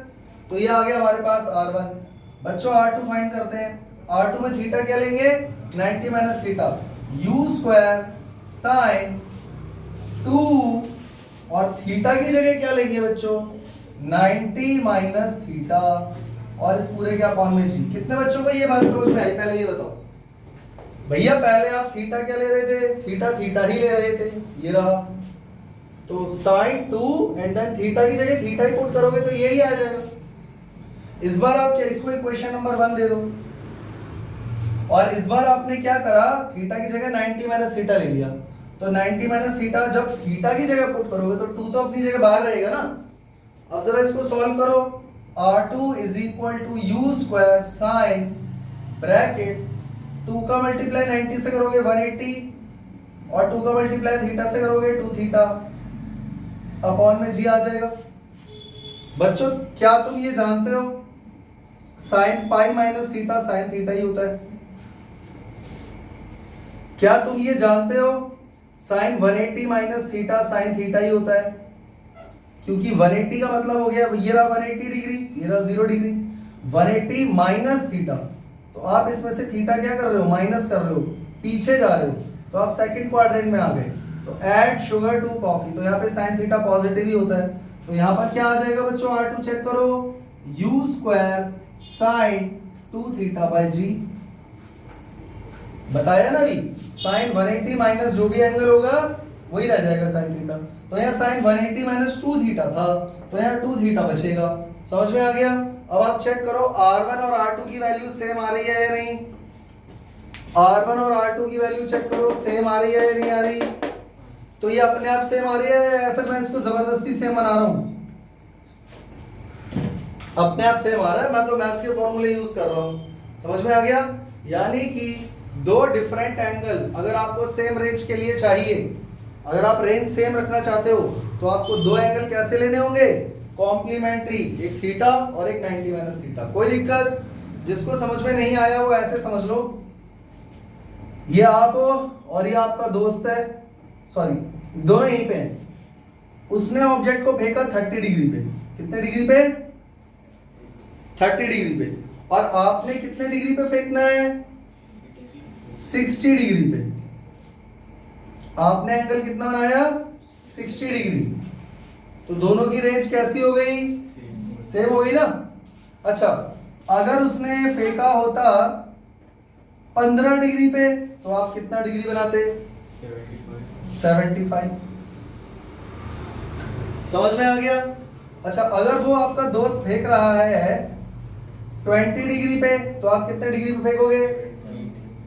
70 डिग्री पे। समझ में आ गया ना? तो आपको जो दो एंगल रखने हैं वो कैसे होने चाहिए? कॉम्प्लीमेंट्री। तभी अगर उनका सम 90 है तो फिर दोनों पे रेंज सेम होने वाली है। अगर दोनों 45 पे फेंक देंगे तो भी क्या होगा? रेंज सेम ही होगी, तब तो सेम ही पाथ बनेगा और वो रेंज भी मैक्सिमम होगी क्योंकि थीटा 45 लिया है आपने। समझ में आ गया? चले आगे। इसी चीज को कई बार क्वेश्चन घुमा के भी पूछ लेता है। अच्छा एक मिनट और एक चीज बता देता हूं, एंगल्स फॉर सेम रेंज, ये है ना टॉपिक। तो क्या है वो angle? Theta and 90 minus theta. और एक पेयर है जिस पर रेंज सेम होता है, याद रखना, 45 minus theta and 45 plus theta. इन दोनों एंगल्स पर भी रेंज सेम होती है। समझ में आ गया? कोई दिक्कत? चले आगे, इसको नोट डाउन कर लेना स्पेशल मार्क करके। ये तो प्रूफ हो गया इसका, और ये वैसे हो गया, ठीक है।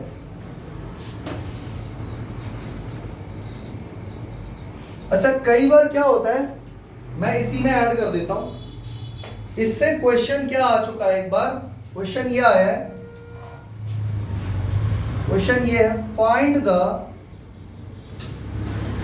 Ratio of ranges at theta and 90 minus theta. Question समझ में आ गया? एक बार आपने प्रोजेक्टाइल फायर किया है थीटा पे और एक बार फायर किया 90 माइनस थीटा पे, दो अलग अलग रेंज आएंगी या सेम आएंगी? सेम ही आएगी यार, अभी तो बताया।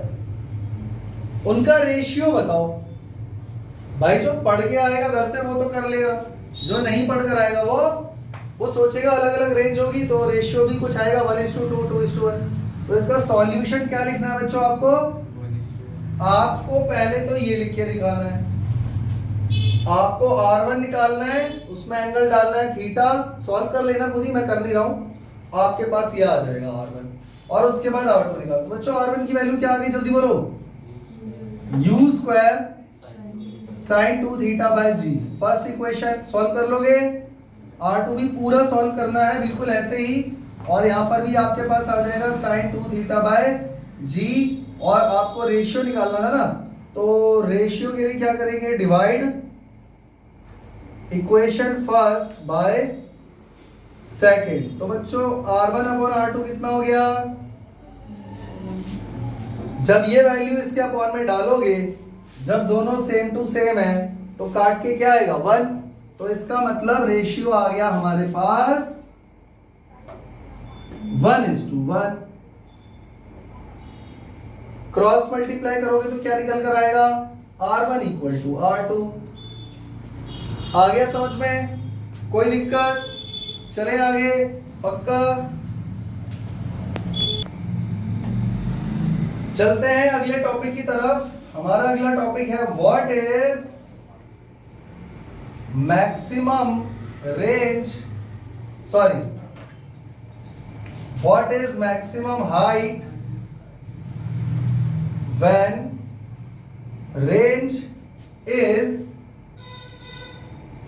मैक्सिमम। बच्चों टॉपिक समझ में आ गया? जब रेंज मैक्सिमम होगी तब हाइट कितनी होगी? तो बच्चों चेक करो, अगर R मैक्स है तो पक्का उसकी वैल्यू u²/g रही होगी, क्योंकि मैक्सिमम रेंज का फॉर्मूला क्या है, u² sin 2 theta bye g। इसमें थीटा 45 डाल दो, थीटा 45 डालते ही रेंज मैक्सिमम कितना आ जाएगा, इतना। तो जब रेंज मैक्सिमम रही होगी तो h कितना हो गया होगा? h का फॉर्मूला है u² sin² 45/2g। अब ऐसा तो नहीं कि प्रोजेक्टाइल आपने 45 डिग्री पे फेंका तो थीटा की वैल्यू h में अलग पुट करोगे, r में अलग पुट करोगे, ऐसा तो नहीं है। r में पुट करोगे तो आ जाएगा u²/g, हाइट में पुट करोगे तो ये h कौन सी होगी बच्चों, मैक्सिमम हाइट।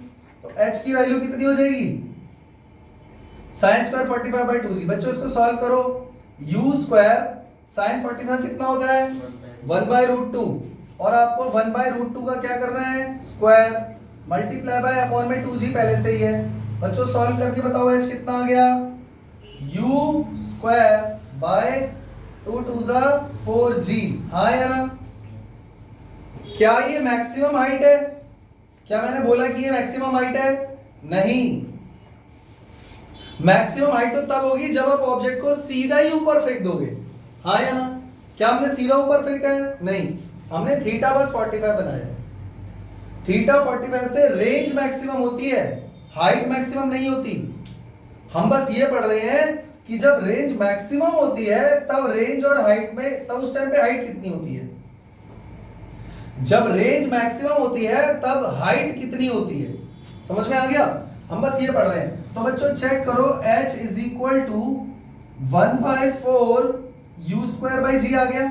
चेक कर लो, 1/4 को अलग कर दिया, तो आप चेक करो h is equal to r max by 4 नहीं आ गया, क्योंकि u स्क्वायर बाई जी किसकी वैल्यू है, आर मैक्स की, यानी u स्क्वायर बाई जी की जगह हम क्या पुट करेंगे, आर मैक्स। तो इसका मतलब जब रेंज मैक्सिमम होगी तब हाइट कितनी हो जाएगी बच्चों, मैक्सिमम रेंज का 1/4, या फिर आपको अगर हाइट दी हुई है आर मैक्स फाइंड करना है तो वो हो जाएगा 4 टाइम्स ऑफ h। कितने बच्चों को ये बात समझ में आ गई। अब देखो यहां से कितने फायदे होते हैं, अगर आपको थीटा 45 दिया हुआ है और हाइट दी हुई है तो जरा सोच के देखो, थीटा अगर 45 है तो मैक्सिमम रेंज कितना हो जाएगा, 4 टाइम्स ऑफ h। खत्म, कोई फॉर्मूला नहीं लगाना, समझ में आ गया। या आपको हाइट फाइंड करनी है तो r max बाय 4 कर दो, अगर आपको r max दिया हुआ है तो, समझ में आ गया। अच्छा, इसी टॉपिक को हम ऐसे भी पढ़ सकते हैं, what is the relation between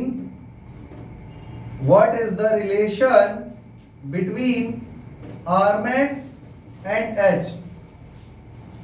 maximum range और हाइट में क्या रिलेशन है, अगेन आप वही करोगे, थीटा क्या ले लोगे 45, थीटा 45 पे आर मैक्स कितना हो जाएगा बच्चों, u स्क्वायर बाई जी, और थीटा 45 पे h कितना हो जाएगा, u स्क्वायर बाय 4g। अब आप इसको कंपेयर कर लो या डिवाइड कर लो, तो आपके पास R max is equals to 4 times of h आ जाएगा। समझ में आ गया। तो टॉपिक का नाम चाहे ये लिखा हो चाहे ये लिखा हो, एक ही बात है, कोई दिक्कत। चले आगे। अभी जो हमने यहाँ पे रिलेशन देखा वो मैक्सिमम रेंज का हाइट के साथ रिलेशन था, हाँ या ना। पर मान लो अगर मैं थीटा 45 नहीं लेता हूं, मतलब नॉर्मल रेंज है, तो नॉर्मल रेंज का नॉर्मल हाइट के साथ क्या रिलेशन है, यानी अब हम क्या पढ़ने जा रहे हैं, relation between range and height या मैक्सिमम हाइट। मैक्सिमम हाइट तो हर प्रोजेक्टाइल की होती है ना, तो इसमें क्या रिलेशन है। तो बच्चों रेंज का फॉर्मूला बोलो जल्दी। रेंज का फॉर्मूला होता है u square sine 2 theta by जी, हाँ या ना, फर्स्ट इक्वेशन। और हाइट का फॉर्मूला क्या होता है बच्चों, u square sine square theta by g. कोई दिक्कत, मेरी बात समझ में आ रही है। इससे पहले जो टॉपिक हमने पढ़ा था वो था relation between maximum range and height. अब हम पढ़ने जा रहे हैं relation between normal range and normal height, चाहे वो कोई भी प्रोजेक्टाइल हो। मतलब आप थीटा 45 यहां पर नहीं ले रहे हो, बात समझ में आ रही है बच्चों। फर्स्ट को सेकंड से डिवाइड कर दो, डिवाइड फर्स्ट बाय सेकंड करना जरा, r बाई h। r की वैल्यू क्या है, u square sine 2 theta by g upon u square sine square theta by g. कोई दिक्कत, सॉरी h वाले में 2g आएगा, 2g सॉरी, क्लियर हो गया बच्चों। हम जानते हैं फ्रैक्शन के अपॉन में फ्रैक्शन जब आता है तो नीचे वाला फ्रैक्शन सामने आ जाएगा और उल्टा हो जाएगा, मालूम है कि नहीं। तो यहाँ पे r बाई एच कितना हो गया, u स्क्वायर, बच्चों चेक करो साइन 2 थीटा लिखा हुआ है, क्या मैं साइन 2 थीटा को लिख सकता हूं 2 साइन थीटा कॉस थीटा, हाँ या ना। और अपॉन में कौन है, g, मल्टीप्लाई बाय ये फ्रैक्शन इसके सामने आ जाएगा और उल्टा हो जाएगा, रेसिप्रोकल, क्या बन जाएगा 2g upon u square sine square theta, u square sine square theta. कोई दिक्कत बच्चों, g से g, u स्क्वायर से u स्क्वायर, और यहाँ पे देखो एक साइन थीटा है और यहाँ पे 2 साइन थीटा है, तो स्क्वायर चला जाएगा इसका। तो बताओ बच्चों r बाई एच क्या आ गया, r बाई एच क्या आ गया, चेक करो 2 cos थीटा इंटू 2 यानी 4 cos theta upon sine theta. तो आज से आप लोगों को याद रखना है r by h is equal to 4 cot theta, समझ में आ गया। या फिर आप ये भी लिख सकते हो r is equal to 4 h cot theta, clear हो गया। या अगर आप इसका उल्टा कर दोगे तो क्या हो जाएगा, h/r is equal to tan theta by 4। आ गया समझ में, क्योंकि ये भी रेसिप्रोकल होगा, 4 cot थीटा 4 तो नीचे आ जाएगा और 1 बाई कॉट क्या होता है tan।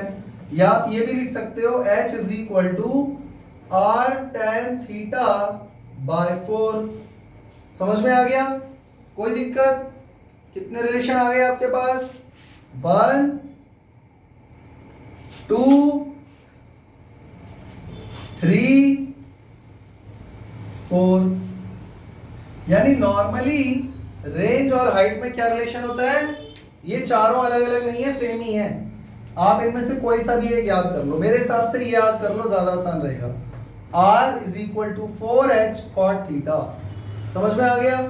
और एक मजे की बात सुनो, अगर इसी में मैं थीटा 45 कर दूं तो क्या होगा? हमने पढ़ा था जब थीटा 45 होता है तो r max is equal to 4 times of h हो जाता है, याद है? तो जरा थीटा यहाँ 45 पुट कर दो, cot 45 1 होता है, तो r max बन जाएगा यहाँ पे थीटा 45 होते ही ये r max बन जाएगा, r max equal to 4h आ जाएगा। मतलब जो हमने इससे पहले पढ़ा था वो भी इससे प्रूव हो रहा है। तो जनरली रेंज और मैक्सिमम हाइट में क्या रिलेशन होता है, r is equal to 4h cot theta. समझ में आ गया? हमेशा रेंज इक्वल टू 4h नहीं होता, वो तब होता है जब थीटा 45 होता है, यानी रेंज मैक्सिमम होती है, वरना जनरली रिलेशन ये होता है। कोई दिक्कत? चलें आगे, चलते हैं अगले टॉपिक की तरफ। बच्चों जरा ध्यान से देखो, टॉपिक है in case of projectile motion range is n times the maximum height h। Projectile motion, कोई भी जनरल नॉर्मल प्रोजेक्टाइल मोशन की अगर बात करें तो कब कब ऐसा होता है कि जो रेंज है वो n टाइम्स ऑफ h हो जाए। एक केस तो हम लोग सब जानते हैं, जब थीटा 45 होता है हम जानते हैं r max equal to 4 times of h होता है, हाँ या ना? एक केस तो हम जानते हैं, पर ऐसा और कब कब होता है कि r n times of h हो जाए, मतलब 4h 2h 1h वगैरह वगैरह। मेरी बात समझ में आई? मैंने क्या बोला? मेरी बात समझ में आ गई? हमेशा तो r is equal to n times of h होगा नहीं, क्योंकि जनरली रेंज और हाइट का रिलेशन क्या है, r is equal to 4h cot theta, हाँ या ना? तो n टाइम्स ऑफ h थोड़ी ना होगा, nh cot थीटा होगा। तो बच्चों यहाँ पे एक काम करते हैं, रेंज का फॉर्मूला पुट करते हैं। रेंज का फॉर्मूला बोलो, u square sin 2 theta bye, और इधर है n टाइम्स ऑफ h, यानी u square sin square theta bye g 2g। सही है? अब बच्चों चेक करो, sin 2 थीटा का फॉर्मूला क्या होता है? देखो u स्क्वायर से u स्क्वायर कट गया, g से g कट गया, क्या हो गया यहाँ पे 2 sin थीटा cos थीटा, इधर आ गया n times of sin square theta bye g। Sorry g तो कट गया ना यार, g तो कट गया, 2 बचा, तो एक sin थीटा से एक sin थीटा जाएगा, बोलो हाँ। बच्चों 2 का मल्टीप्लाई 2 से हो जाएगा, क्या बन जाएगा 4, और इधर क्या बचा n, और sin अपॉन cos चला जाएगा, sin theta upon cos theta कितना हो जाएगा, तो n times of tan theta. तो tan थीटा इक्वल टू कितना हो गया बच्चों 4/n, तो थीटा इक्वल टू कितना आ गया tan इनवर्स 4/n। थीटा की वैल्यू क्या आ गई बच्चों, tan इनवर्स 4/n। तो मैं तुम्हें बता दे रहा हूं आज, ये बात जीवन में याद रखना कि if theta is equal to 76 degree, अगर थीटा 76 डिग्री हो गया तो n की वैल्यू क्या हो जाएगी बच्चों 1, n की वैल्यू क्या हो जाएगी 1। तो पुट कर दो ये दोनों वैल्यूज इसके अंदर, तो थीटा 76, तो tan 76 इज इक्वल टू 4/1 हो जाएगा। समझ में आ गया? या आप इसको ऐसे समझ लो,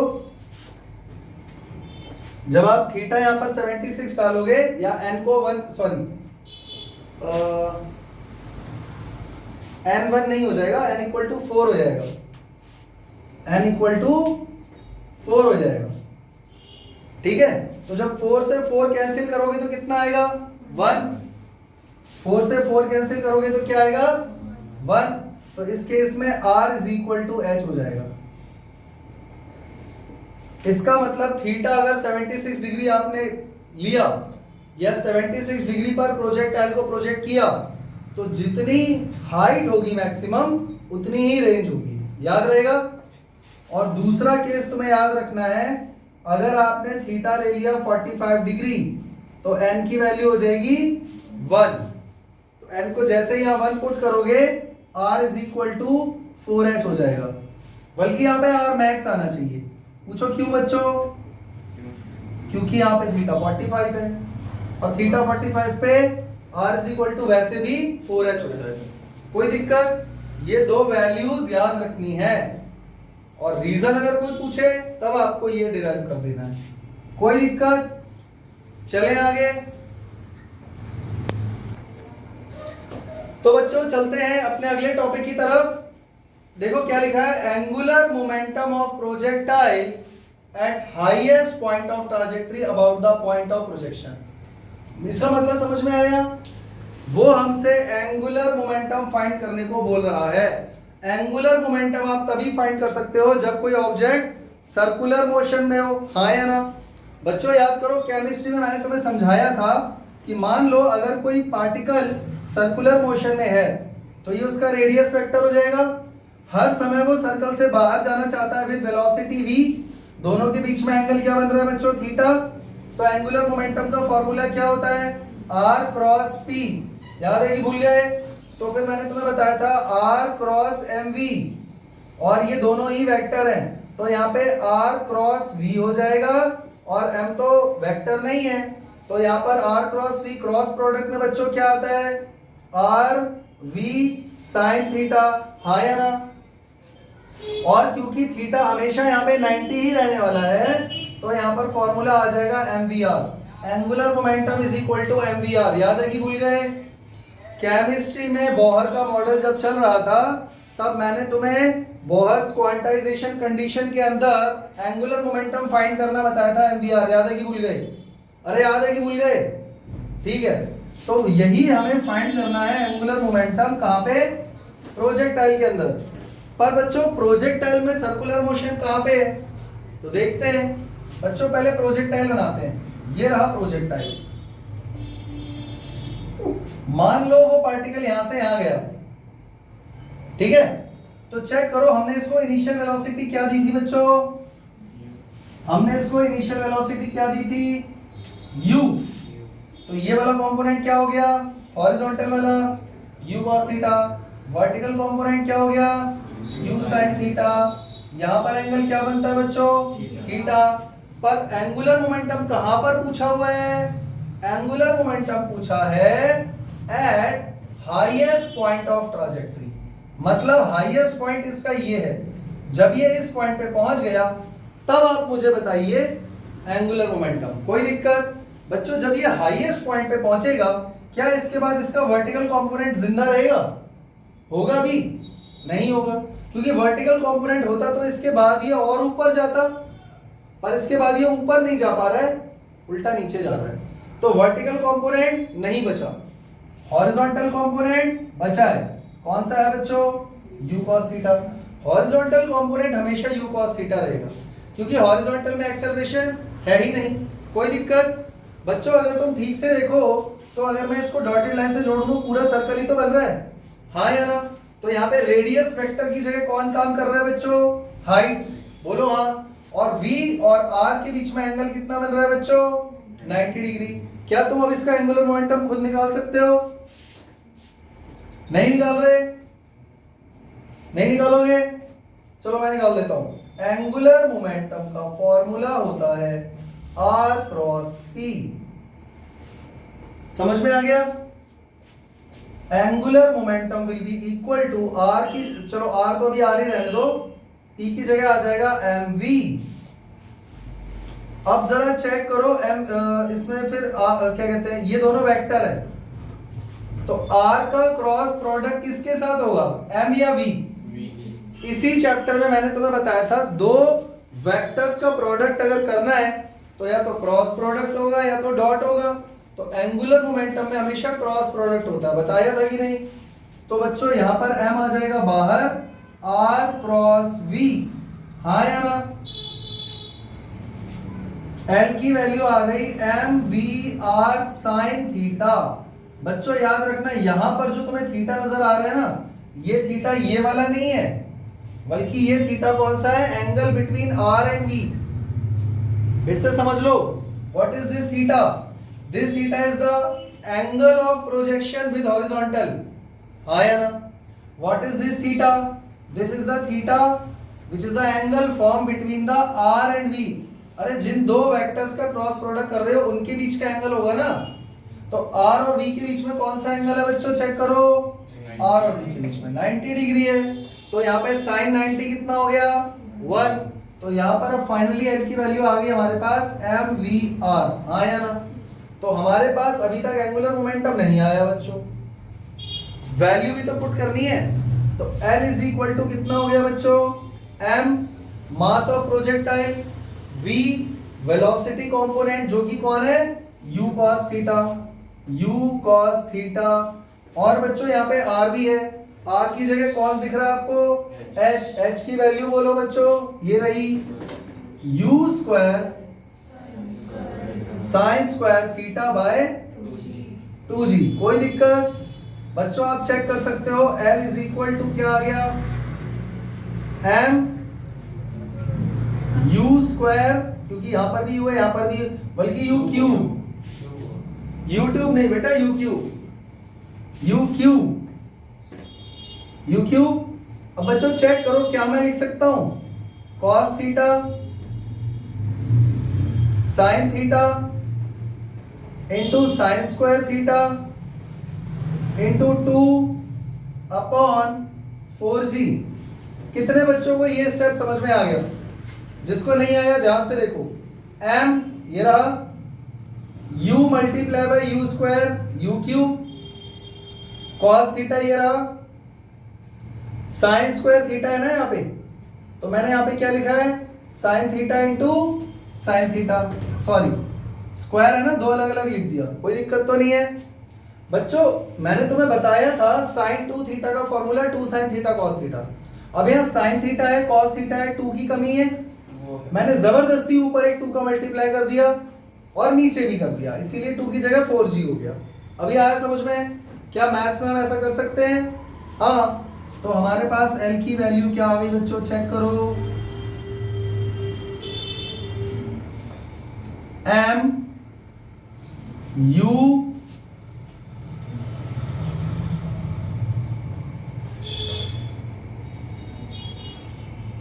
अपॉन 4। देखो मैंने m को बाहर निकाल दिया, u को, एक u को बाहर निकाल दिया, 4 को बाहर निकाल दिया, साइन थीटा को बाहर निकाल दिया।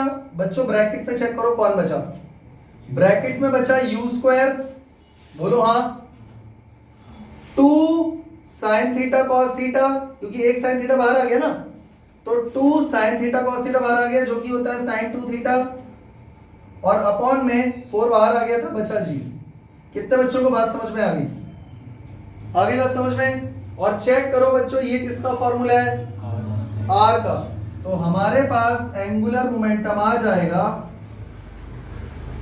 r by 4 m u sine theta. ये पूरा तो रेंज का फॉर्मूला बन गया ना जो ब्रैकेट में है, तो इसकी जगह r आ गया, ये रहा 4 m u साइन थीटा। कितने बच्चों को ये बात समझ में आ गई?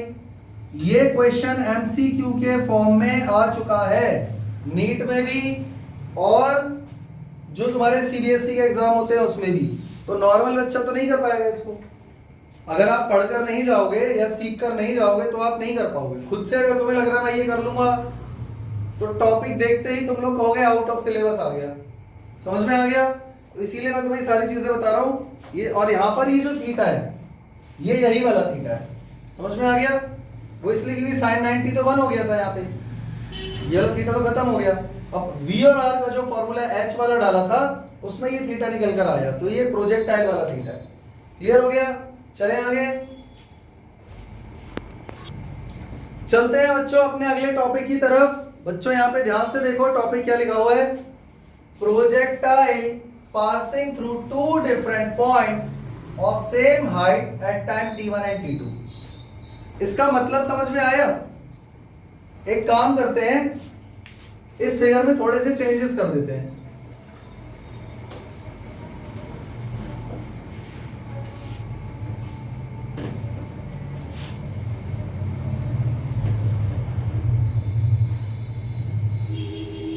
ये रहा y एक्सिस, ये रहा x एक्सिस।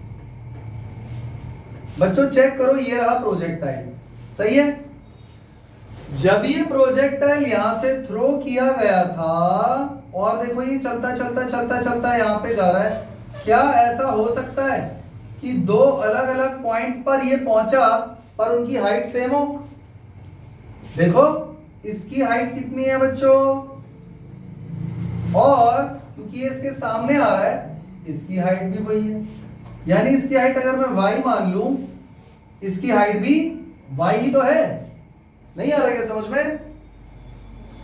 प्रोजेक्टाइल अपने मोशन के दौरान क्या कभी ऐसे दो पॉइंट पे आ सकता है जब उसकी हाइट सेम हो? तो चेक करो, पॉइंट A और पॉइंट B, इन दोनों पे हाइट सेम है, हाँ या ना? और ऐसे सिर्फ दो पॉइंट नहीं बनेंगे, बहुत सारे बनेंगे। ये देखो, ये देखो, इन दोनों पॉइंट्स पे हाइट सेम है कि नहीं है? ये देखो, इन दोनों पे हाइट सेम है कि नहीं है? ये देखो, इस पे और इस पे हाइट सेम है कि नहीं है? ऐसे ही पास करते करते करते करते ये क्या हो जाएगा बच्चों? Maximum height. ये क्या हो जाएगा? मैक्सिमम हाइट, हाँ या ना? तो ऐसे बहुत सारे पॉइंट्स बनेंगे जिन पर प्रोजेक्टाइल की हाइट सेम हो सकती है, हाँ या ना? जल्दी बोलो। तो अगर मान लो दो अलग अलग पॉइंट पे सेम हाइट है लेकिन टाइम तो अलग अलग होगा, टाइम तो पक्का अलग अलग होगा, क्योंकि चेक करो इसको यहां से यहां तक पहुंचने में क्या टाइम लगा बच्चों? t1, और यहां से यहां तक नहीं बल्कि यहां से यहां तक पहुंचने में टाइम क्या लगा? t2। समझ में आ गया? अब जरा टॉपिक का नाम दोबारा पढ़ो, projectile passing through two different points of same height at time t1 and t2। नहीं आ रहा समझ में? आ गया समझ में? तो बच्चों अगर हम हाइट की बात करें तो हाइट का मतलब क्या होता है?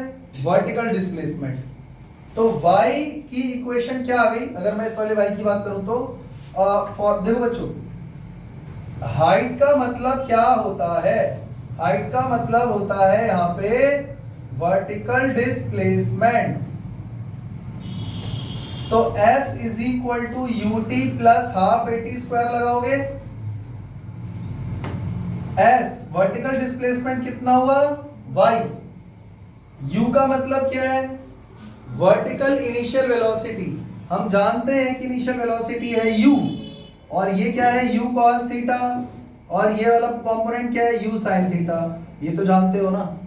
तो चेक करो यहां पर u का मतलब क्या है? वर्टिकल वेलोसिटी कंपोनेंट, जो कि हो गया u sin थीटा। और बच्चों टाइम कितना लग रहा है इसमें? t1, पहले वाले में टाइम t1 लग रहा है, माइनस हाफ, एक ही जगह माइनस का g आएगा, माइनस जी की वजह से मैंने यहां माइनस लगा दिया, और t का स्क्वायर यानी t1 का स्क्वायर। इक्वेशन नंबर 1, कोई दिक्कत? चले आगे। अच्छा, अब जरा इसकी इक्वेशन बनाना, इस वाले हाइट की। हाइट तो ये भी वही है, पर इक्वेशन बनेगी u sin ut plus half at square. तो u sin theta t2 minus half g t2 square. कोई दिक्कत? समझ में आ गया बच्चों? t1 और t2 समझ में आया? t1 का मतलब यहां से लेकर o से लेकर a तक पहुंचने का टाइम है बच्चों। t1 is the time taken by the projectile from o to a only, ठीक है? And what is t2? t2 time A से लेकर बी तक पहुंचने का नहीं है, T2 टाइम O से लेकर B तक पहुंचने का टाइम है। समझ में आ गया? अब बच्चों इन दोनों इक्वेशन को जरा ध्यान से देखो, y और y, क्या दोनों का y सेम नहीं है? हाँ या ना? तो इन्हें कंपेयर करो, compare equation first and second. भैया ये भी y की वैल्यू है और ये भी y की वैल्यू है, तो ये दोनों को इक्वल ही पुट करना चाहिए। कर दो, u sin theta t1 minus half g t1 square is equal to u sin theta t2 minus half g t2 square. यहां तक कोई दिक्कत? बच्चों जिनकी शक्ल एक जैसी है उनको एक साथ बिठा दो, तो ये और ये इधर आ जाएगा।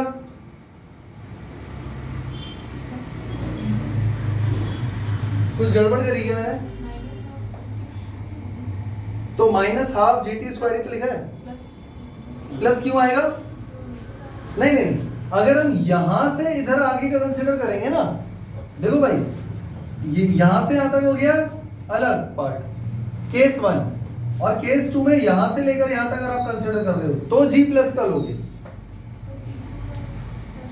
नहीं नहीं, लेकिन हम जरा चेक करो T2 किसको मान रहे हैं? यहां से यहां तक का टाइम, तो फेंका तो आपने ऊपर ही है ना, तो उस टाइम तो जी माइनस का ही लग रहा होगा। फिर उसके बाद वो जहां भी जाए फिर इक्वेशन तो एक ही सेट होगी, तो इक्वेशन यही रहेगी। ठीक है, तो इक्वेशन दोनों में सेम ही रहेगी। अब आ जाएगा u sin थीटा। अगर हम सिर्फ यहां से यहां तक का कंसीडर करते हैं तब हम प्लस लेते हैं उस केस में, तो u sin थीटा t1 और ये वाला कंपोनेंट इधर आ जाएगा, ये वाला सॉरी, तो ये हो जाएगा minus u sin theta t2। कोई दिक्कत? समझ में आ रहा है? ये वाला कंपोनेंट और ये वाला, ये दोनों एक जैसे है ना, एक साथ आ गए। और ये है बच्चों माइनस का half g t2 square plus, ये प्लस हो जाएगा इधर आके, हाफ जी t1 स्क्वायर। कोई दिक्कत? ये वाला कंपोनेंट इधर आके प्लस हो गया। समझ में आ गया? बच्चों इन दोनों में कॉमन क्या है? जल्दी बोलो। u sin थीटा, ब्रैकेट में क्या बचा? इन दोनों में कॉमन क्या है बताओ जल्दी? हाफ जी, ब्रैकेट में क्या बचा? t1 square minus t2 square, क्योंकि चेक कर लो t1 प्लस का है t2 माइनस का। यहां तक कोई दिक्कत? चले आगे। अब बच्चों इसके आगे यहां पे सॉल्व करते हैं। इधर तो यही रहेगा, u sin theta t1 minus t2। इधर चेक करो, हाफ g के बाद a square minus b square की आइडेंटिटी आपने 8th और 9th में सीखी है। क्या हो जाता है? एक बार प्लस में और एक बार माइनस में। सही है गलत? बच्चों इसको इसके डिवाइड में नीचे लाके काटूं या सामने सामने काट दूं, कोई दिक्कत तो नहीं।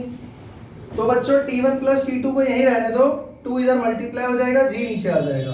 तो चेक करना t1 प्लस t2 कितना आ गया? 2 मल्टीप्लाई में आ गया ना, u sin theta by g। बच्चों चेक करना t1 प्लस t2 क्या आ गया? tf नहीं आ गया।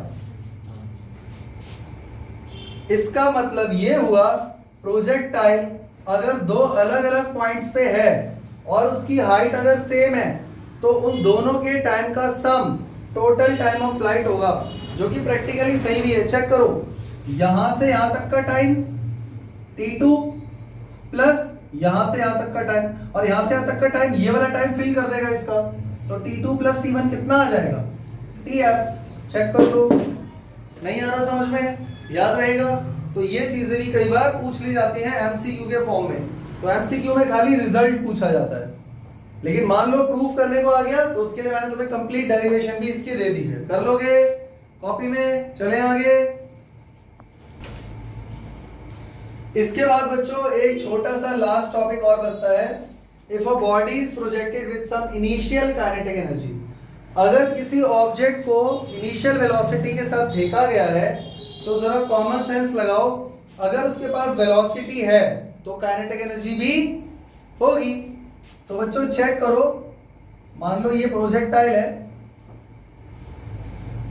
और ये इसकी इनिशियल वेलोसिटी है u, तो इसमें हॉरिजॉन्टल कंपोनेंट क्या हो जाएगा u cos थीटा और वर्टिकल कंपोनेंट क्या हो जाएगा u sin थीटा।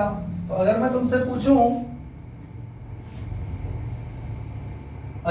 पूछूं कि टोटल काइनेटिक एनर्जी कितनी है, तो वो है हाफ एम यू स्क्वायर। समझ में आ गया? काइनेटिक एनर्जी का वर्टिकल कंपोनेंट कितना हो जाएगा? काइनेटिक एनर्जी वर्टिकल में कितनी हो जाएगी? चेक करो, हाफ एम वी स्क्वायर, और चेक करो वर्टिकल में हाफ एम, वर्टिकल कंपोनेंट कितना है u sin theta, u sin theta whole square. सही है? क्या बन जाएगा? Half m u square sine square theta. सही है गलत? इसको आप ऐसे भी लिख सकते हो, kinetic energy into sine square theta, क्योंकि काइनेटिक एनर्जी का formula half m u square था और उसके साथ साइन स्क्वायर थीटा आ गया है। समझ में आ गया? ऐसे ही अगर मैं पोटेंशियल एनर्जी पूछूं बच्चों, पोटेंशियल एनर्जी कितनी है, तो पोटेंशियल एनर्जी का फॉर्मूला होता है mgh, तो m ही रहेगा, g ही रहेगा, h का फॉर्मूला क्या लगेगा? u square sine square theta by 2g।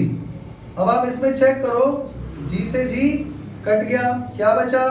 Half m u square और साइन स्क्वायर थीटा। समझ में आया? बच्चों मुझसे गड़बड़ हो गई है, यहां पर वर्टिकल नहीं बल्कि हॉरिजॉन्टल आएगा, क्योंकि वर्टिकल तो दोनों का सेम ही हो गया ना, काइनेटिक एनर्जी हॉरिजॉन्टल। तो हॉरिजॉन्टल में यहां पर आएगा u cos थीटा, हॉरिजॉन्टल में क्या आएगा बच्चों? cos theta. तो यहां पर भी क्या हो जाएगा? cos square theta. तो काइनेटिक एनर्जी हॉरिजॉन्टल में है, पोटेंशियल एनर्जी तब आएगी जब किसी की हाइट रेज होगी। सही है? जब हम किसी ऑब्जेक्ट को ऊपर उठाते हैं तभी तो पोटेंशियल एनर्जी का फॉर्मूला mgh होता है ना, तो ये वर्टिकल में हो जाएगा। तो ये जरा चेक करो, हाफ एम यू स्क्वायर की जगह के ई आ जाएगा, तो ये हो गया के ई साइन स्क्वायर थीटा। समझ में आ गया? और आप चेक कर सकते हो, total energy is equal to kinetic energy plus potential energy के इक्वल आ रही है, क्योंकि काइनेटिक एनर्जी है K E cos theta, cos square theta, और पोटेंशियल एनर्जी कितनी है? के ई साइन स्क्वायर थीटा। दोनों में कॉमन क्या है? के ई, ब्रैकेट में क्या बचेगा? Sign square theta.